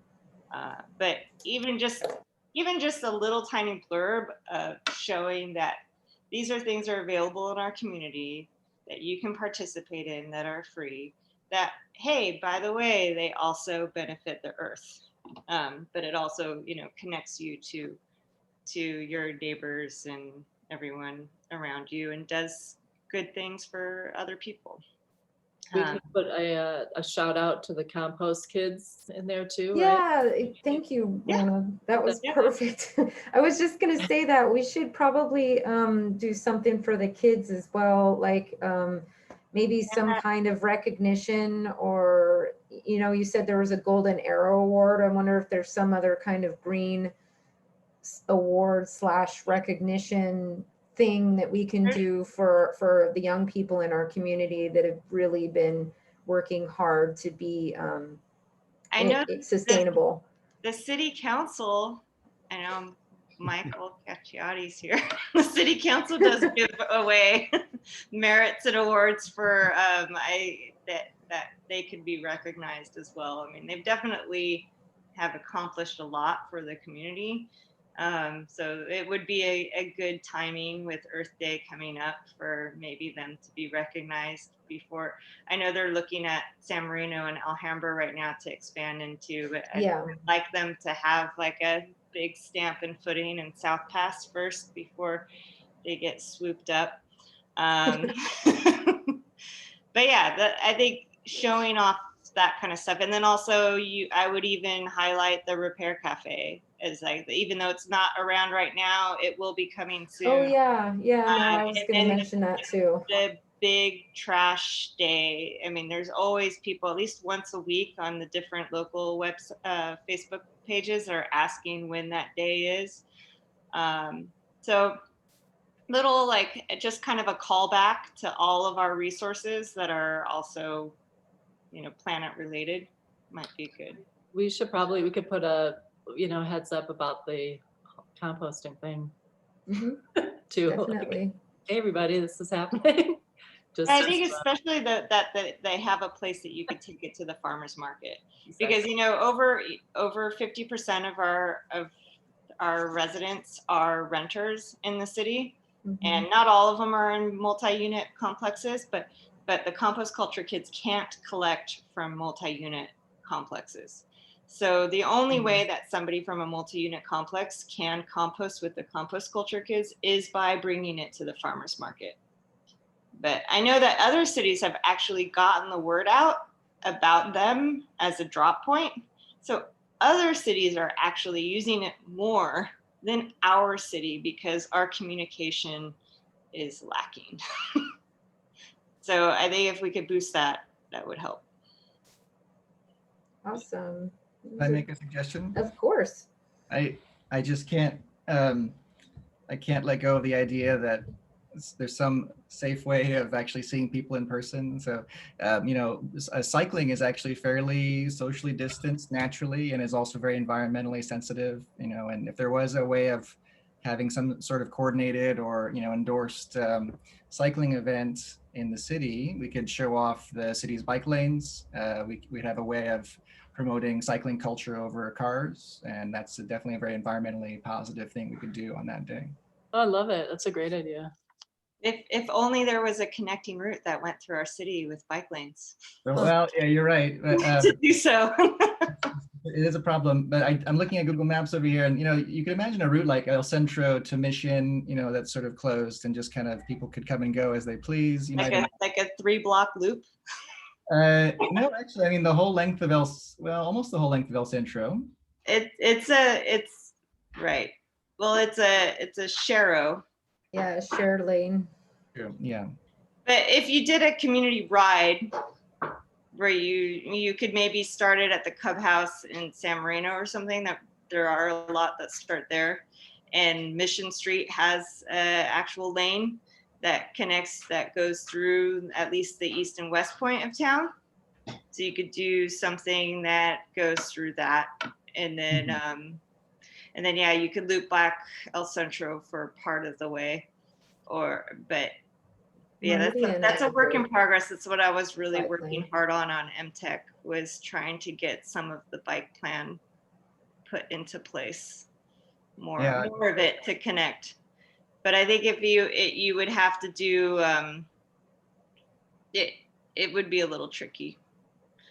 It would be a good idea if we can, depending on how everything's going by that time, obviously, we don't want to promote people going outside if all of a sudden it's really bad again. Yeah, I don't definitely think, though, if it's looking good, that would be an excellent idea. It would be a great idea, but I don't think it's something that, like, I mean, correct me if I'm wrong, Shahid, that city wouldn't really promote doing, because we don't have it like that's quite a safe route to promote for the city for multiple riders to go on at one time. Yeah, even with the Tiger Run, the Booster Club puts on every year, we had the virtual Tiger Run. We couldn't say run the route, because of liability. We had to say, run your own, run whatever you want to do, and just tag us in social media. So there is a lot of liability linked to saying, like, go out and ride this route, and it's not safe, and then something could come back to the city. I don't know. Yeah. It seems ridiculous, but unfortunately that's the way the world works. Maybe we could do. Sorry, so we have applied a grant. Last time we applied a grant from the state resources. Unfortunately, we didn't get for the active transportation plan, which is a bike plan, including that's too bad. bike map. That was that recent one, right, Shaheen? Yeah, safe route to school and pedestrian safety and circulation plan. But we did not get this grant because we didn't have the community of concern, which we can show in the city. And these grants come with the caveat that we have the community of concern. I see. 30%. We did not get. We recently again applied from original resources, making some exceptions. I'm quite hopeful we'll get this grant. And if we get this grant, we will have a ton of community outreach. The community will be involved because everybody will be impacted once you talk about bike lanes. Going in front of your house, there will be impacts like parking. We will have a lot of outreach at the community level, at the commission level, workshops. I think that will provide an ideal opportunity for everybody to be aware, about the active transportation plan. So that will be our start point for that. And we are doing active transportation plan is not just doing the bike lane. Recently, we got some funding for the complete street project on Fremont Avenue, just $6 million.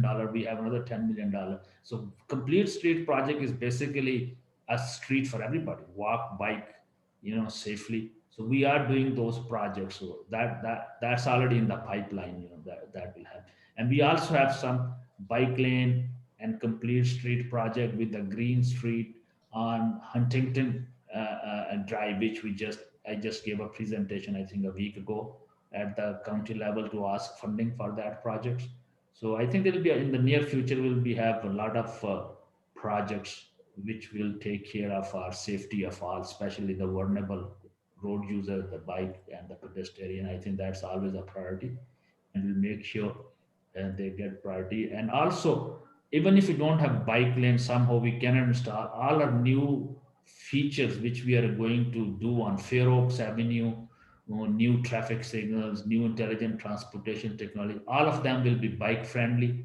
All of them will be pedestrian friendly. Detection system, interactive bike and pedestrian crossing systems.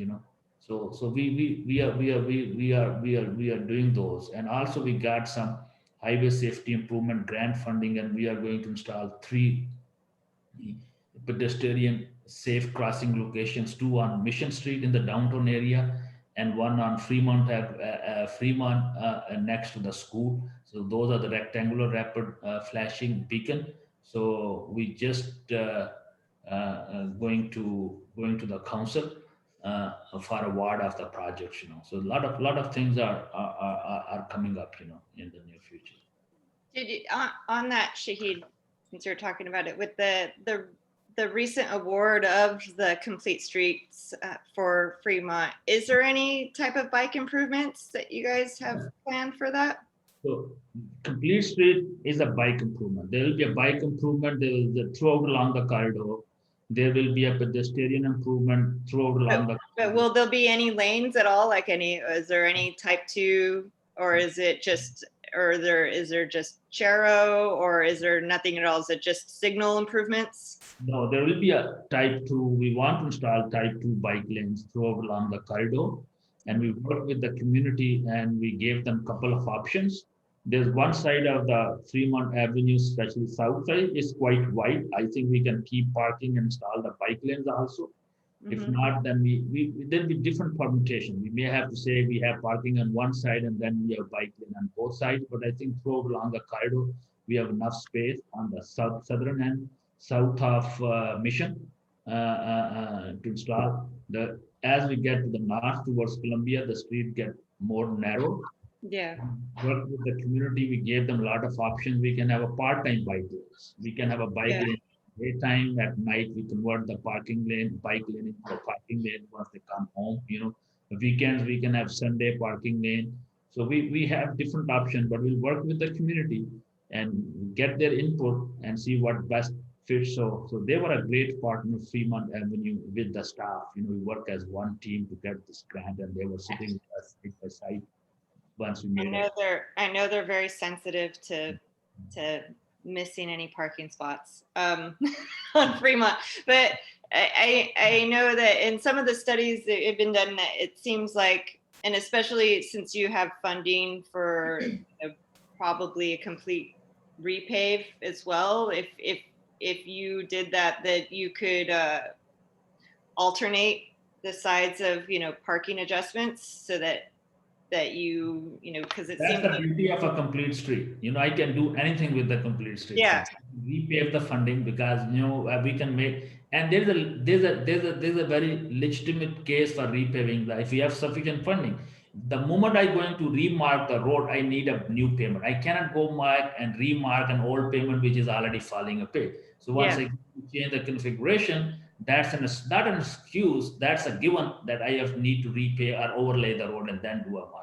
Yeah. So we can do. It needs to be all at once because I know that street is in some disrepair, but it's very close to Marengo as well, which already has a bike path as far as a north-south route. It would be great, but it is a little bit, it's west of Fair Oaks, so it would be another good alternative as far as north-south that's less busy for cyclists to connect. But yeah, no, I'm really excited about any complete streets improvements. And then hopefully with Metro, with the funding that has opened up so that we could even have put more towards Fair Oaks for different complete street improvements as well. So generally, there's a lot of funding available at the state level and sometimes at the federal level and regional level. But if we are open to the complete street, I think funding will come by. Funding will come by. The only 95% of the state grants are tied to the complete street. They say it's the mandatory for us to have a complete street attached to our funding program. Yeah. If you don't do the complete street, then we don't qualify for the funding. So back to what Casey, Mr. Law was saying about a bike ride around Earth Day. This is one, I know that, we had to forego our, the Golden Streets version of, what was going to happen in October. And we've used some of that money for some al fresco. Is there anything that we could do that would be like a one-off event where we would maybe close Mission for a short amount of time on Earth Day or something as just a free-for-all, ride the street in any way possible, whether it doesn't have to be bike, but like I know when I was on when I had Mulch, that any type of event that closed Mission, the hour before and the hour or two at the end of the event, like the whole community with all their kids come up and use that street, and it's just a matter of like free-for-all mobility joy.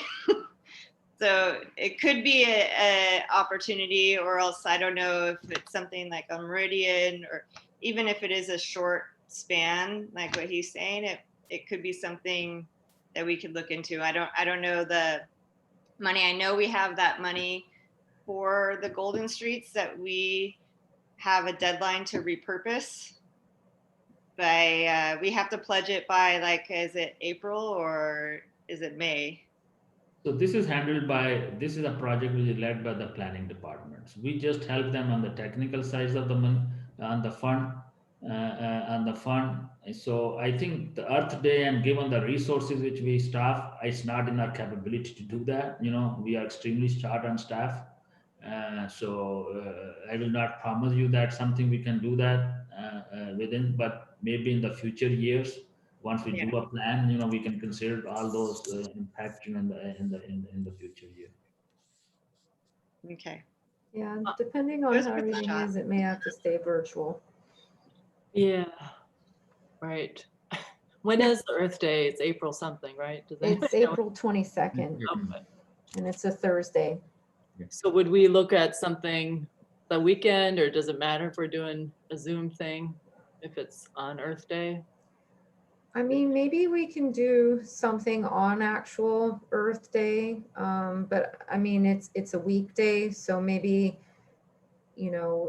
we can do two parts, one on the weekend and one, on actual, something smaller on actual Earth Day, because most people probably can't attend during the day anyways, because they're working or at school. Sorry, is there somebody with the city who's the point person for this? Because it seems like we've been talking about this for several minutes, over half an hour. I think maybe we need to have a subcommittee or somebody to maybe come up with a definitive plan that we could, because I mean, we're talking about April, that's what, 2 or 3 months? So it seems like if we wait until the next meeting to come up with a decision, then maybe it's not, but if people can email back and forth with whoever the city contact is and refine some of these ideas, it might be more productive. Yeah, just send it to Tana. Tana will find out, and we'll look into our capabilities, but we send us an idea as much as possible. We'll look into our capacity and see what best we can do. Okay. This time really Sounds I can't give you anything because I said we have to look into the capacity, what we can do. Last year, we have a much better, it was open. I think it was a very well done program last year, and I had a full staff working on that last time. RP was in charge of it. Yeah, RP was. Do we have a tragically cut short? Yeah, I have one other question. Is with the Brown Act, can we, to help you, Antenna, if we did could we do a Google sheet where we uploaded links to some of these things that we've been talking about, whether it's Buy Nothing or the Repair Cafe or the other, other sources, to start compiling a link page, at least that seems like the most feasible thing to be able to do within that time period. We can talk to the city clerk's office about that, just to double check on if we're not violating anything about the Brown Act when we do something like that. Yeah. So I can have an answer for you guys by next meeting officially, but I can get that answer fairly quickly from city clerk's office and email it to Antenna, and then at his discretion, if you'd like to share it with the group or if you want to follow up next week, we'll have that on hand for you. If not, we can at least send it. So to answer that question, I believe anything that the NREC is. Business or any personal interest, we should be fine. Yeah, I was just gonna say that anything the NREC is going to be supporting has to be approved as an action item by, the commission. So if we sent him individually to Antenna, then he can collect them for the next meeting. The city can decide to choose, who they support on their own. But if it's like going to be NREC supported specifically, then we have to all vote on it as a commission and pass it. Okay. Yeah. So maybe that could be something that we all work on between here and the next meeting. So at least Yeah, a list to run down. Yeah, this is going to be a ongoing discussion item until Earth Day, so we can move on from now. Should I let South Pass Beautiful know, like, we would like to do something with them, or should I just let them go and do? Yeah, go ahead, because I think, whatever we, decide, I think we should make it a big, get all the community together, and then we can, I'll just add it to the agenda. Okay, so nothing official until we all agree next month. But we'll, yeah, but I mean, I don't see any objections, so I mean, you can go ahead and maybe give them a heads up. Great. Yeah. Okay, great. We're kind of pressed for time, so let's move on. Of course, this is that discussion item's gonna be ongoing. It's gonna be on our next agenda as well. We're moving on to action item, NREC 2021 work plan approval.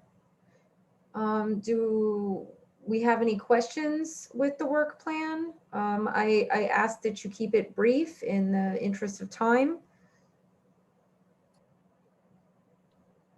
It's at the end of the packet if you have any questions regarding the work plan. We reviewed this at the end of the year. Right. And already kind of pretty much approved it. So yeah, I think Julian had put it on the agenda to give everyone some time to review, give any suggestions or comments that you may have before we send it off to our director, and then we send it off to council. So we just wanted to make sure that you all had sufficient time to give us any thoughts or anything that we might have missed or anything that you'd like to see. So this was the finalized product from all of those comments and suggestions. So this is what we have now to approve. Okay, perfect. Since we've already been through it, can I get a motion to approve the 2021 work plan for NREC? Yep, I will motion to approve. Wonderful. And can I get a second?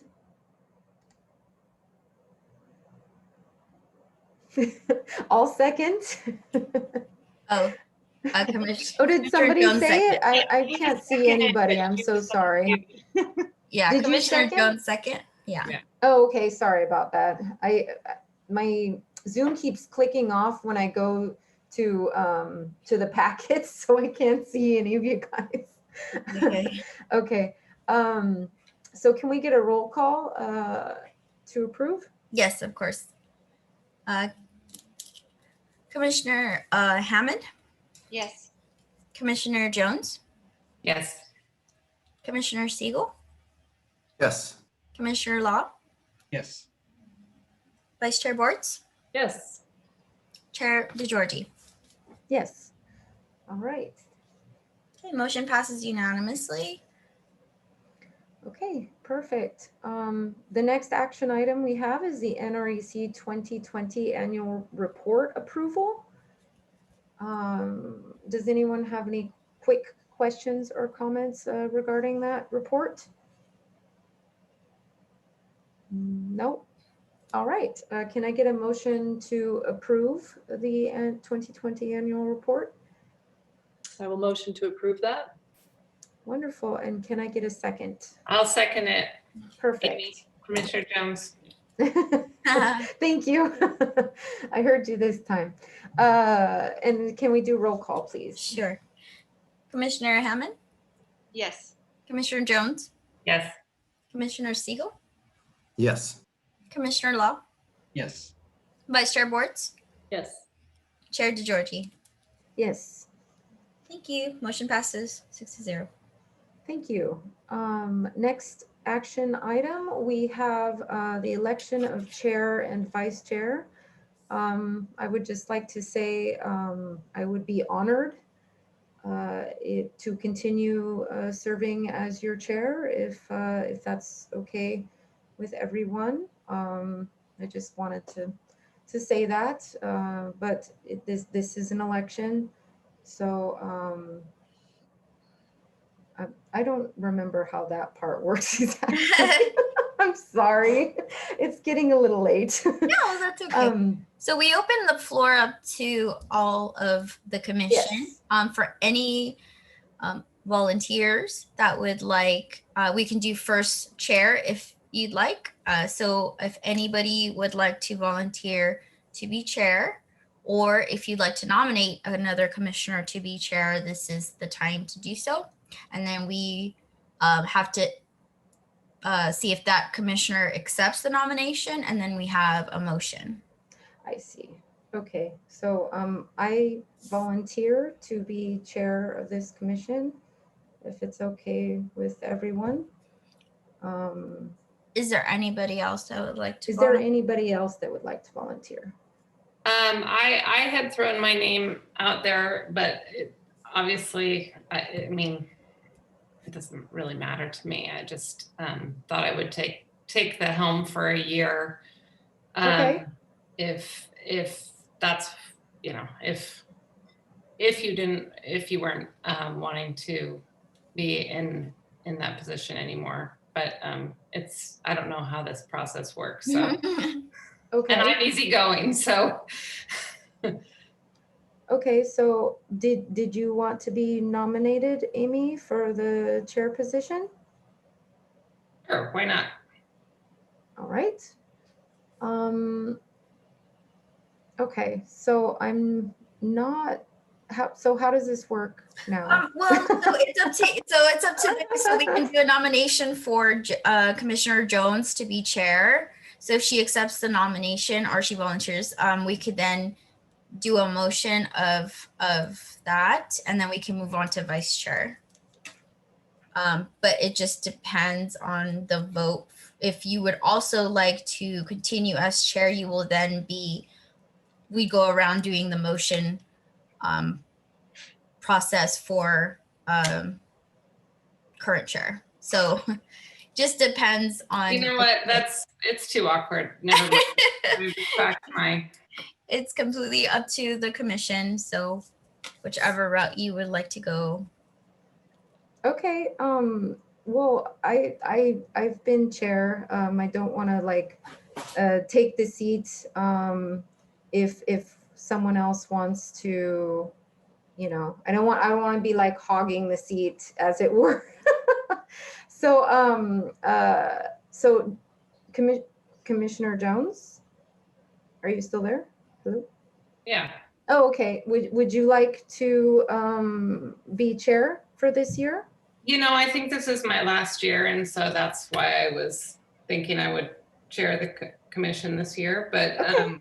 It's okay. I mean, I'm also very easygoing, so, and I don't know how this process works, so that's why I'm staying quiet. So. Oh, okay. I will second Amy Jones' nomination for chair, and it was very brave to stand up to put yourself out there to do it, and I'm sure that Madeline will be back to take the seat after your year too. So I'm sure she will. It's actually, I didn't want to say this to you guys. Take a It's breath, actually my Ellen. last year too. Oh, I'm sorry. But no, since this is your last year and I've already been chair, then of course, Amy, I second. Are Okay. you there? Yes. Okay. So what I'm Okay. going to do is, so we'll have Commissioner Hammond motions to have Commissioner Jones as chair, and then we'll have Chair DeGiorgi second that motion. So I'll go ahead and do the roll call if that's okay. Okay. Okay. Commissioner Hammond. yes. Commissioner Jones. Yes. Commissioner Law. Yes. Vice Chair Bortz. Yes. Chair DeGiorgi. Yes. Okay, perfect. So motion passes 6-0. Starting next commission meeting for February, we will have a new chair. That will be Chair Jones. Congratulations. Thank you, everybody. And now we move on to vice chair. So for vice chair, do we have any? Okay, we have. I'd like to nominate Madeline DeGiorgi as vice chair. Oh, thank you. Okay. Do you accept the nomination for vice chair? I do. Thank you. Okay, perfect. So we'll go ahead and have, if anybody can second that. I'll second it. Okay. And we'll do a quick roll call for that. Commissioner Hammond, Yes. Commissioner Jones, Yes. Commissioner Law, Yes. Vice Chair Bortz, Yes. and Chair DeGiorgi. And Yes. Commissioner Siegel, please. Oh, and sorry, and Commissioner Siegel. I'm so sorry about that. No problem. Yes. Okay, perfect. Thank you.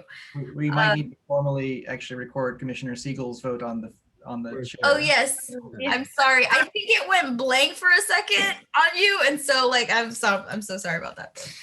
Yes. So was that a yes for the chair as well, Commissioner Yes. Siegel? Great, thank you. And so it is unanimous for both. So starting next commission meeting for February's NREC, we also have a new vice chair. Will be Vice Chair DeGiorgi. So that will be reflected on the agenda. You will see that on our city's NREC webpage. So congratulations to you both. Thank you both for your participation and nominations, and thank you Commission for doing that for this meeting. Does anybody else have any questions at all about that? Or are we good? For the rest of the meeting, though, it'll be Chair DeGiorgi that will be Yes. finalizing this. I'm still the chair until Yes, you are next still the meeting. chair, so you will continue on as the chair for the remainder of the meeting. Yes. Thank you, everyone, for that. And moving on to the next action item will be the approval of the minutes for November 24th, 2020. Can I get a motion to approve? I motion to approve those minutes. Wonderful. And can I get second. Oh, perfect. And can I get another roll call, please? Yes, of course. Commissioner Siegel, Yes. Commissioner Hammond, Yes. Commissioner Jones, Yes. Commissioner Law, Yes. Vice Chair Bortz, Yes. and Chair DeGiorgi. Yes. Motion passes 6-0. Thank you. Thank you. Quickly moving on to City Council Liaison Communications. Hey, Madam Chair, thank you, and staff. A couple of things. I sit on several regional boards, and I'll just go over one today. And that's the South Coast AQMD, one of the largest air pollution districts in the nation. Today I had two meetings, and that's basically, I represent the Eastern LA County, 34 cities, 2 million people, from Santa Clarita, Burbank, Pasadena, all the way to Claremont. I'm voted every 4 years by each mayor of the cities. And I represent our city too. I had two meetings today. One was with the Sierra Club from Los Angeles, Sierra Club Inland Empire, Earth Justice, and a couple other environmental organizations down by Long Beach regarding some proposed rules we have with the South Coast AQMD, Air Quality District. And one of those is to, for the first time, put some type of restrictions on warehouses, the logistics industry, all the pollution they create in neighborhoods, especially of color and of disadvantaged communities, and now especially in the Inland Empire if you go out there. We've got an indirect source rules we'll be coming to us soon, which will impose restrictions or payments by those large landowners because of all the diesel trucks, et cetera, coming to their facilities and going through the neighborhoods polluting. Secondly, had a meeting with the Phillips Petroleum. Right after that, about an hour later, we have another proposed rule which would impact the refineries. We've been pushing them to reduce their NOx emissions. This is actually to transfer from their current reclaim to a command and control type of situation, a rule 1109.1, and all of them are complaining it's going to cost $500 million to convert their refineries over to better equipment. They should have done years ago. And this is a tough one, getting pushed back from environmental groups, the refineries and other stakeholders. From there, secondly, I prepared a letter today on the AQMD letterhead, but also signed my name as Mayor Pro Tem to the school district. I've been asking them for years, gently, but now it's going to come down to a strong letter from the AQMD to actually request that they transition from their polluting, loud lawn equipment they're using at their school district headquarters. And right across the street, we've got clean, non-polluting equipment at the library and all their facilities and schools and high school, middle school, elementary schools. And the fact is we have a great incentive program right now at the AQMD, which we will provide them 75% off the cost of their equipment, lawnmowers, weed whackers, hedge trimmers, line trimmers. I've just worked with the school district in Compton over the last 4 or 5 months with our contractors who turned our city all green 4 years ago. And Compton has just agreed to purchase $60,000 of equipment to convert 90% of they've got 19 schools at least, convert their equipment over. They're going to save, it would have cost them $240,000. They're saving $180,000 on 5 60-inch riding lawnmowers, state of the art, which you can see at the Garfield Park if you want to go any Thursday morning. So I'm going to need your help. The third thing would be an ask maybe next time or one of the future meetings. NREC could take a position also that they would request the school district, as they've been watching the city do it for 4 years, to convert over. I think they have a contract with one of the largest companies in the United States called Brightview, but I get a sense that they may oppose this. But we did it at the city. We changed our contract, just a few provisions. We did it incrementally, and it's very successful, although they still push back. And finally, several months ago, I'd made a motion, it was second. I sent it in NREC. I'm not sure if you ever looked at it or ever got it. It was to have you look at, explore, and come back with a recommendation to the council. I've requested a prohibition instituted over about a year or so period from the time we would pass it till the time it's implemented, probably like a year, like we did with my motion to do the polystyrene a couple of years ago before we implemented it. So the chamber members had time to implement it. That we would prohibit all use of gas-powered leaf blowers in the city. With these incentive programs we have from the EPA, their targeted airshed grant, we just added another $350,000 to the program to keep it going. And I'm sure with the Biden administration and the governor, we can get another $1 million that our city can join a couple other cities in the basin to ban these loud, polluting, two-stroke motors. They're just, you can hear them 100 yards away. Thank you, Madam Chair. Oh, thank you. And yes, please, you were saying that you had sent something to NREC. How long ago was that? It was early 2020. I made a motion and somebody seconded to send it to you. You probably obviously didn't get it. No. Yeah, I think it was brought up. I remember attending as a guest to that NREC meeting, and then at that time it was put down by Liaison of the capability to enforce. So it wasn't pursued. But I would love to put it back as something Yes, that we definitely. could push forward with, because Please, and, please I mean, cycle it back to us.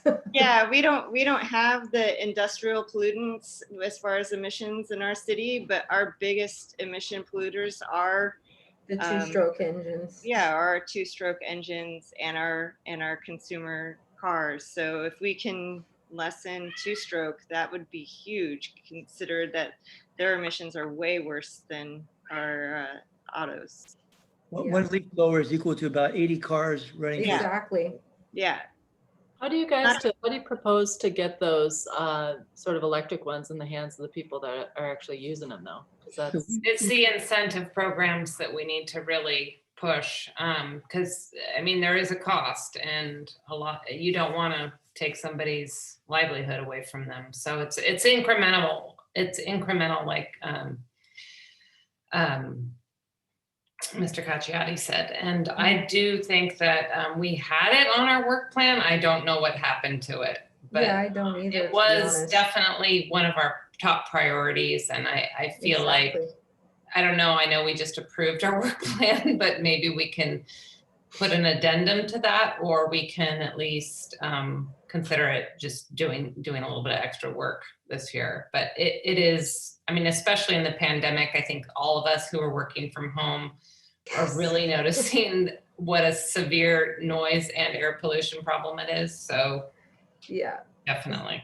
Especially if you live, like my whole street, I'm in an apartment, and my whole street is mostly, well, actually there's only one house on my street, the rest are apartments. And so it's on either side of me in my own backyard. Like, it's just ongoing. And, you know, I've asked so many times if, you know, my landlord would, you know, want to forego having a gardener, that I would take care of it, but no such luck. Please cycle this back to us, Mayor Pro Tem, and It's up to you, Madam Chair, put it on one of your upcoming agendas soon. Mm-hmm. And I can give you I can have Dan May from the American Green Zone Alliance, who we've hired at AQMD. What we do is we would go out with the school district like we did with Compton, set up a meeting with the superintendent, a couple board members, their facility staff.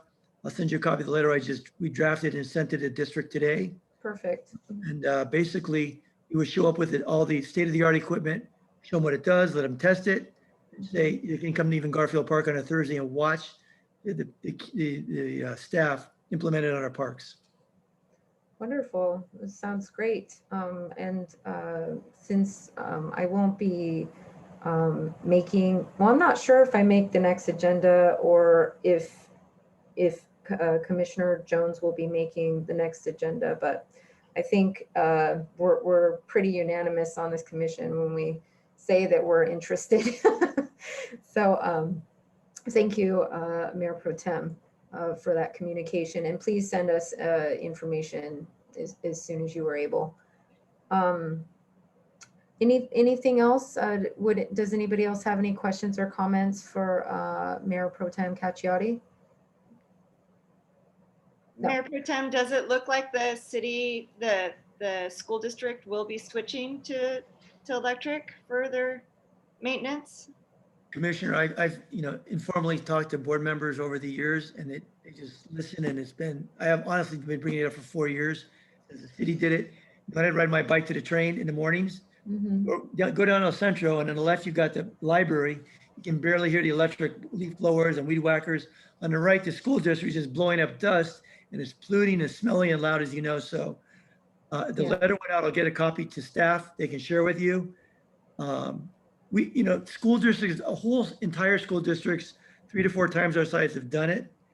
The state parks, actually, we pushed the state park downtown LA, historic state park, has just converted over. So it's starting to take off, but I don't know what's wrong with their school. I know the argument they're going to make is, well, if we're under contract, we're going to want to, I'm sorry, it's cheaper. There's no gas, there's no oil, there's less parts, less maintenance.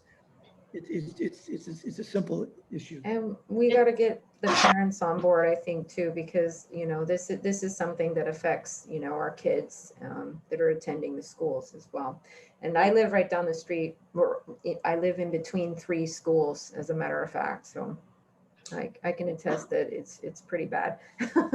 I think it would be a great important step if we're going to do something that's citywide for the rest of the residents is, you know, we have the city maintenance now converted is if it would be important to have the school district converted in order to ask the residents to also comply in all of the small businesses that follow. But I mean, it's time for sure. And it would make a huge impact because that's a lot of property in our city. Madam Chair, I would also invite you to our demonstration and the board, committee members if they wanted to watch how we Yes. demonstrate. So I I would like to come. Yes. Wonderful. Would you be able to send that information along and then Raina or whoever would be doing the communications, would you be able to send it to the rest of the commission? Yes, I'll send a letter. The letter just going out today. Okay. Tonight by one of my consultants. Mm-hmm. I'll send you the letter and then once they get back to us, if they don't get back in a week, I'm going to call them. Okay, perfect. Thank you so much, Mayor Pro Tem. Any other questions or comments relating to this? Okay, anything else, Mayor Pro Tem? Interest of time, no, I'll bring you up to date with the several other agencies I sit on regionally. You can have the next meeting. Thank you. Oh, perfect. Thank you so much. All right, moving on to Commissioner Communications. Can we get a roll call for that, please? Raina? Commissioner Siegel, you have any anything you'd like to communicate with the commission? No communication at this time. Thank you. Commissioner Hammond? I'd just like to communicate, I think I touched on it a little bit earlier, so I'll be brief, but the community garden for the city is has a lot of interest, and in fact, some people who the waiting list is long and it's hard to get into at this point. And I know that there were other lots when we first planned the community garden that were possibilities for the city to expand. But at that time, we weren't sure if there was interest. Now there definitely is interest, and even though there's only, I think it's like 17 to 19 new members. I mean, there will be existing members that are going to be bumped out this year, but that's only a small fraction. There's also a large amount of our residents that have just taken themselves off the list, feeling like there wasn't a point, because the turnover happens every 2 years, so it's a long process to wait. So I think that if we could look into looking at what other Caltrans sites are available. I know there was one that was very close, which was Gravalia, but obviously it would be great to see if there's something to spread it out so that it could be feasible for other, a walkable distance for other residents.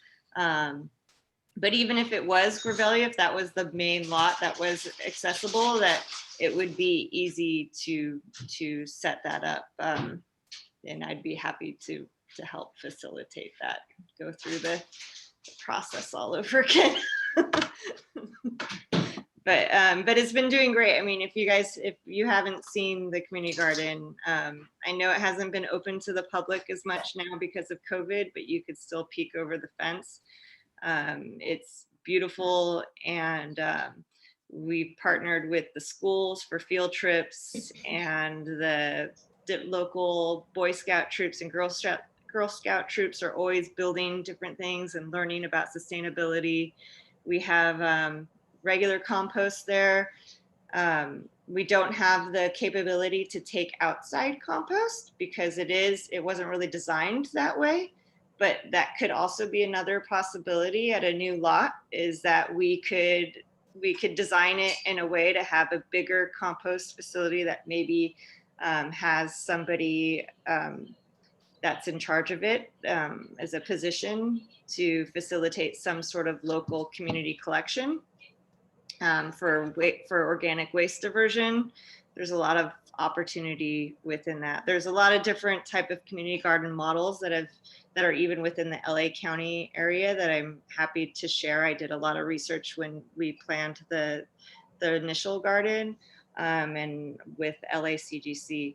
So I think it's a great time to maybe bloom it. A lot of people have interest, and I don't know, if not, it's good to check out the one that we have here. Michelle, who gives permit? Like, how do you get permission for the lots to use it for? That's through the city. So we formed a group there was the ad hoc to change the law first to allow for community garden. And then once that was proposed, we looked at, we partnered with the city to find possible lots. We lease one of the Caltrans lots from the city right now, yearly. So, and it was a great way for the city to use one of the empty lots for a community-based project. And then we were able to gather funds. We did a bunch of fundraising to get the rest of the funds to actually grade, level, and build the plots. So it was kind of a partnership where the city gave us a really, really great lease deal, right? Mayor Pro Tem, it's like $1 a year, I think. So I don't know if we'll be able to negotiate something like that with the properties are, pretty hot topic right now, but it definitely makes a good use of the Caltrans lots. With Caltrans tape, it's been really hard to utilize those properties in a beneficial way. Okay, thank you so much for that communication. I think Mayor Pro Tem had he wanted to say something. Madam Chair, can I just make a comment? Oh yes, of course. I couldn't see you. Is Michelle with the lot on Grevillea right behind where you are? Mm-hmm. Yeah, no, I was at one of their meetings planning the design of that park. Is it possible? I'm not sure. I don't think they finished. We're still looking at that park and the one on Berkshire. So I was at it last week. But it might be possible to work with the design and take maybe a third of it to extend your, would that be possible, you think, or no? Yeah, I mean, it would be interesting to look at what they're proposing. I know the residents in the area, when I was, hitting the streets and meeting the neighbors when I was running for city council, Right. there was a lot of discussion about that lot of, that there isn't a lot of park space walkable to that area. So a lot of the neighborhood has been using it as kind of field space or kid play space. So I haven't seen the recent designs of what that lot is. So I wouldn't want to say, yes, let's take it for more garden, since there is a garden right around the corner. But I think it's definitely feasible. It's a big enough lot. Right now, the pocket, the way, for the Magnolia lot, we designated a portion of that as a pocket park as well. It's not all community garden. So, and that gets used all the time. People have lunch there and they play in the grass and utilize all of and learn about water-wise gardening as well. We have a dry riverbed there that collects water. And so there's definitely, I think multi-use options for land like that is a great idea, whether it's a compost or a community garden. You may want to talk to Sheila soon before they go any farther, because it might be nice, at least I know with your community garden, there's always activity there and good activity. Residents are there. So it might be a good multi-purpose use in the back. Maybe, I don't know how many beds you want to have, but it could be, I would reach out to Sheila, maybe Pouch. Okay, yeah, I know her quite well, so I'll reach out to her and see. I know the Berkshire, I think that one is further planned out and has some funds donated where it's really designated on how that park is planned. So yes, yeah, thank you. Michelle, there's also one on Fairview right up by my house, like Fairview and almost Columbia. I know there's that before, wasn't there? That one was heatly contested. It's still there, just making I know. weeds. I mean, they are fond of their partial junkyard as opposed to community garden. There's some new people though that live there. I think it would be, that was the first choice for the community, and it's a great property for it. I know that it seemed like the base of the primary concern, because I attended all those meetings, was the worry of parking and loitering, which I think the community garden on Magnolia has been there long enough to show that really those two issues are not something to be worried about at all. There's never been a parking issue at that space, and people are in and out. I usually, at most, there's like one other gardener when I'm there tending to my plot, and we have over 30 plots. So it's just like a beautiful community space and a usable park in the front for people to bring their animals or eat their lunch or have a shade structure. It's a good. Give it a go. Give it a go. Yeah, I think it's worth it. I think Mayor Mahmood is also interested as well. I think she reached out to some of our committee. Wonderful. Is that all for your commissioner communications? Sorry, Commissioner Hammond. Moving on. Next commissioner, please. Commissioner Jones. Okay. I just have a comment to Michelle's community garden thing, and that is, have you ever discussed anything with Edison and their right-of-ways, using their right-of-ways as space? And you don't need to comment. It's just, I just wanted to throw that out there because that's a lot of underutilized land in our community, and something productive needs to happen with it.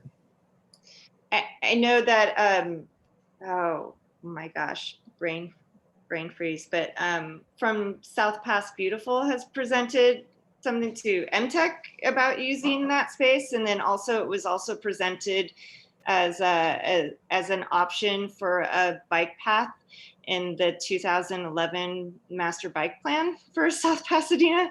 All of those options are great suggestions. The idea is to come up with the money for something like that. I mean, it's a large area. And then it's also to plan something that still allows access for Edison as well, right, Shahid? It becomes a little tricky in that. Well, I was just thinking in part of the right of way, like maybe up towards Garfield Park or something, you could they could allocate some of that land for community garden space if you were still in the hunt for space. I think it would be best, that probably would be a better beautification project of something that's South Pass Beautiful or a low water alternative, because usually most community gardens are locked because they need some sort of shed and tool access and all of that kind of stuff. So it becomes a little bit logistic issue for that. But I think it's a great opportunity for another type of demonstration garden.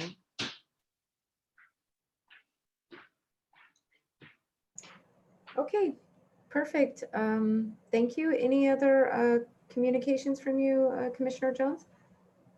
No, okay. Next communication. Commissioner Law. Yeah, well, I'm sensitive to the time, but I did have one idea and I wanted to at least get some quick feedback if we could. The Climate Action Plan is a great, mark of success for this commission last year. I'm not going to take credit for that because I was only attending one meeting last year, but I would note that, one criticism of climate action plans in general is that they sometimes tend to push a lot of the burden and the costs on individuals in a city where it's implemented. And so I've been trying to keep some sensitivity to that. And one idea that's come up in other cities I'd like to explore here is whether or not something like a tool lending library might be a good way of sort of mitigating costs or shifting some of the costs to the city from individuals in the city. And in particular, this issue that Mayor Pro Tem Cacciari mentions is the gas powered going to electric lawn care might be something that we could consider as a city city supported, process. So a tool lending library potentially run by the city could be a great way of mitigating the cost and improving air quality for everyone. So I have some experience with that in other cities where I've lived before, but I don't know a lot about the process. And if others are interested or have experience, I would love to hear it and think about how we might push forward on that here. Thank you. Perfect, thank you. Next. Commissioner Boards? I don't really have anything today. Welcome to the new commissioners. And that's it. Thank you, Vice Chair Boards. And Chair DeGiorgi? I don't have any communications at this time. I just wanted to say that I'm really looking forward to this upcoming year, and I hope it's going to be conditions are going to improve for all of us. And just thanks to everyone and to the new commissioners. And thank you. I guess I'm not going to be chair at the next meeting, so I just wanted to say it's been an honor serving as your chair, and I loved every minute of it. And thank you so much for having me. And that's it.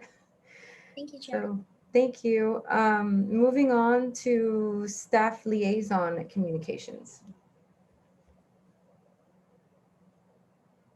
Well, taking all your points, looking forward to working with this commission to implement, make sure we succeed as we did with the climate action plan. I have nothing to report to you. I've taken notes of what needs to happen, and hopefully we hit the ground running and implement some of these changes. Perfect. Thank you so much. Okay. So it looks like we have a couple of upcoming events. An LA County Smart Gardening webinar, which you can find at www.ladpw.org. And it has various dates. It doesn't really tell you when they are. And same for the MWD turf removal and California Native Landscape webinar. You can find that at greengardensgroup.com /turf transformation. But you could probably just find it at greengardensgroup.com. And it's various dates as well. So with that, I'd like to adjourn this meeting at 9:38 p.m. And thank you everyone for coming. Thank you, everybody. Have a great night. Bye. Thank you. Bye-bye.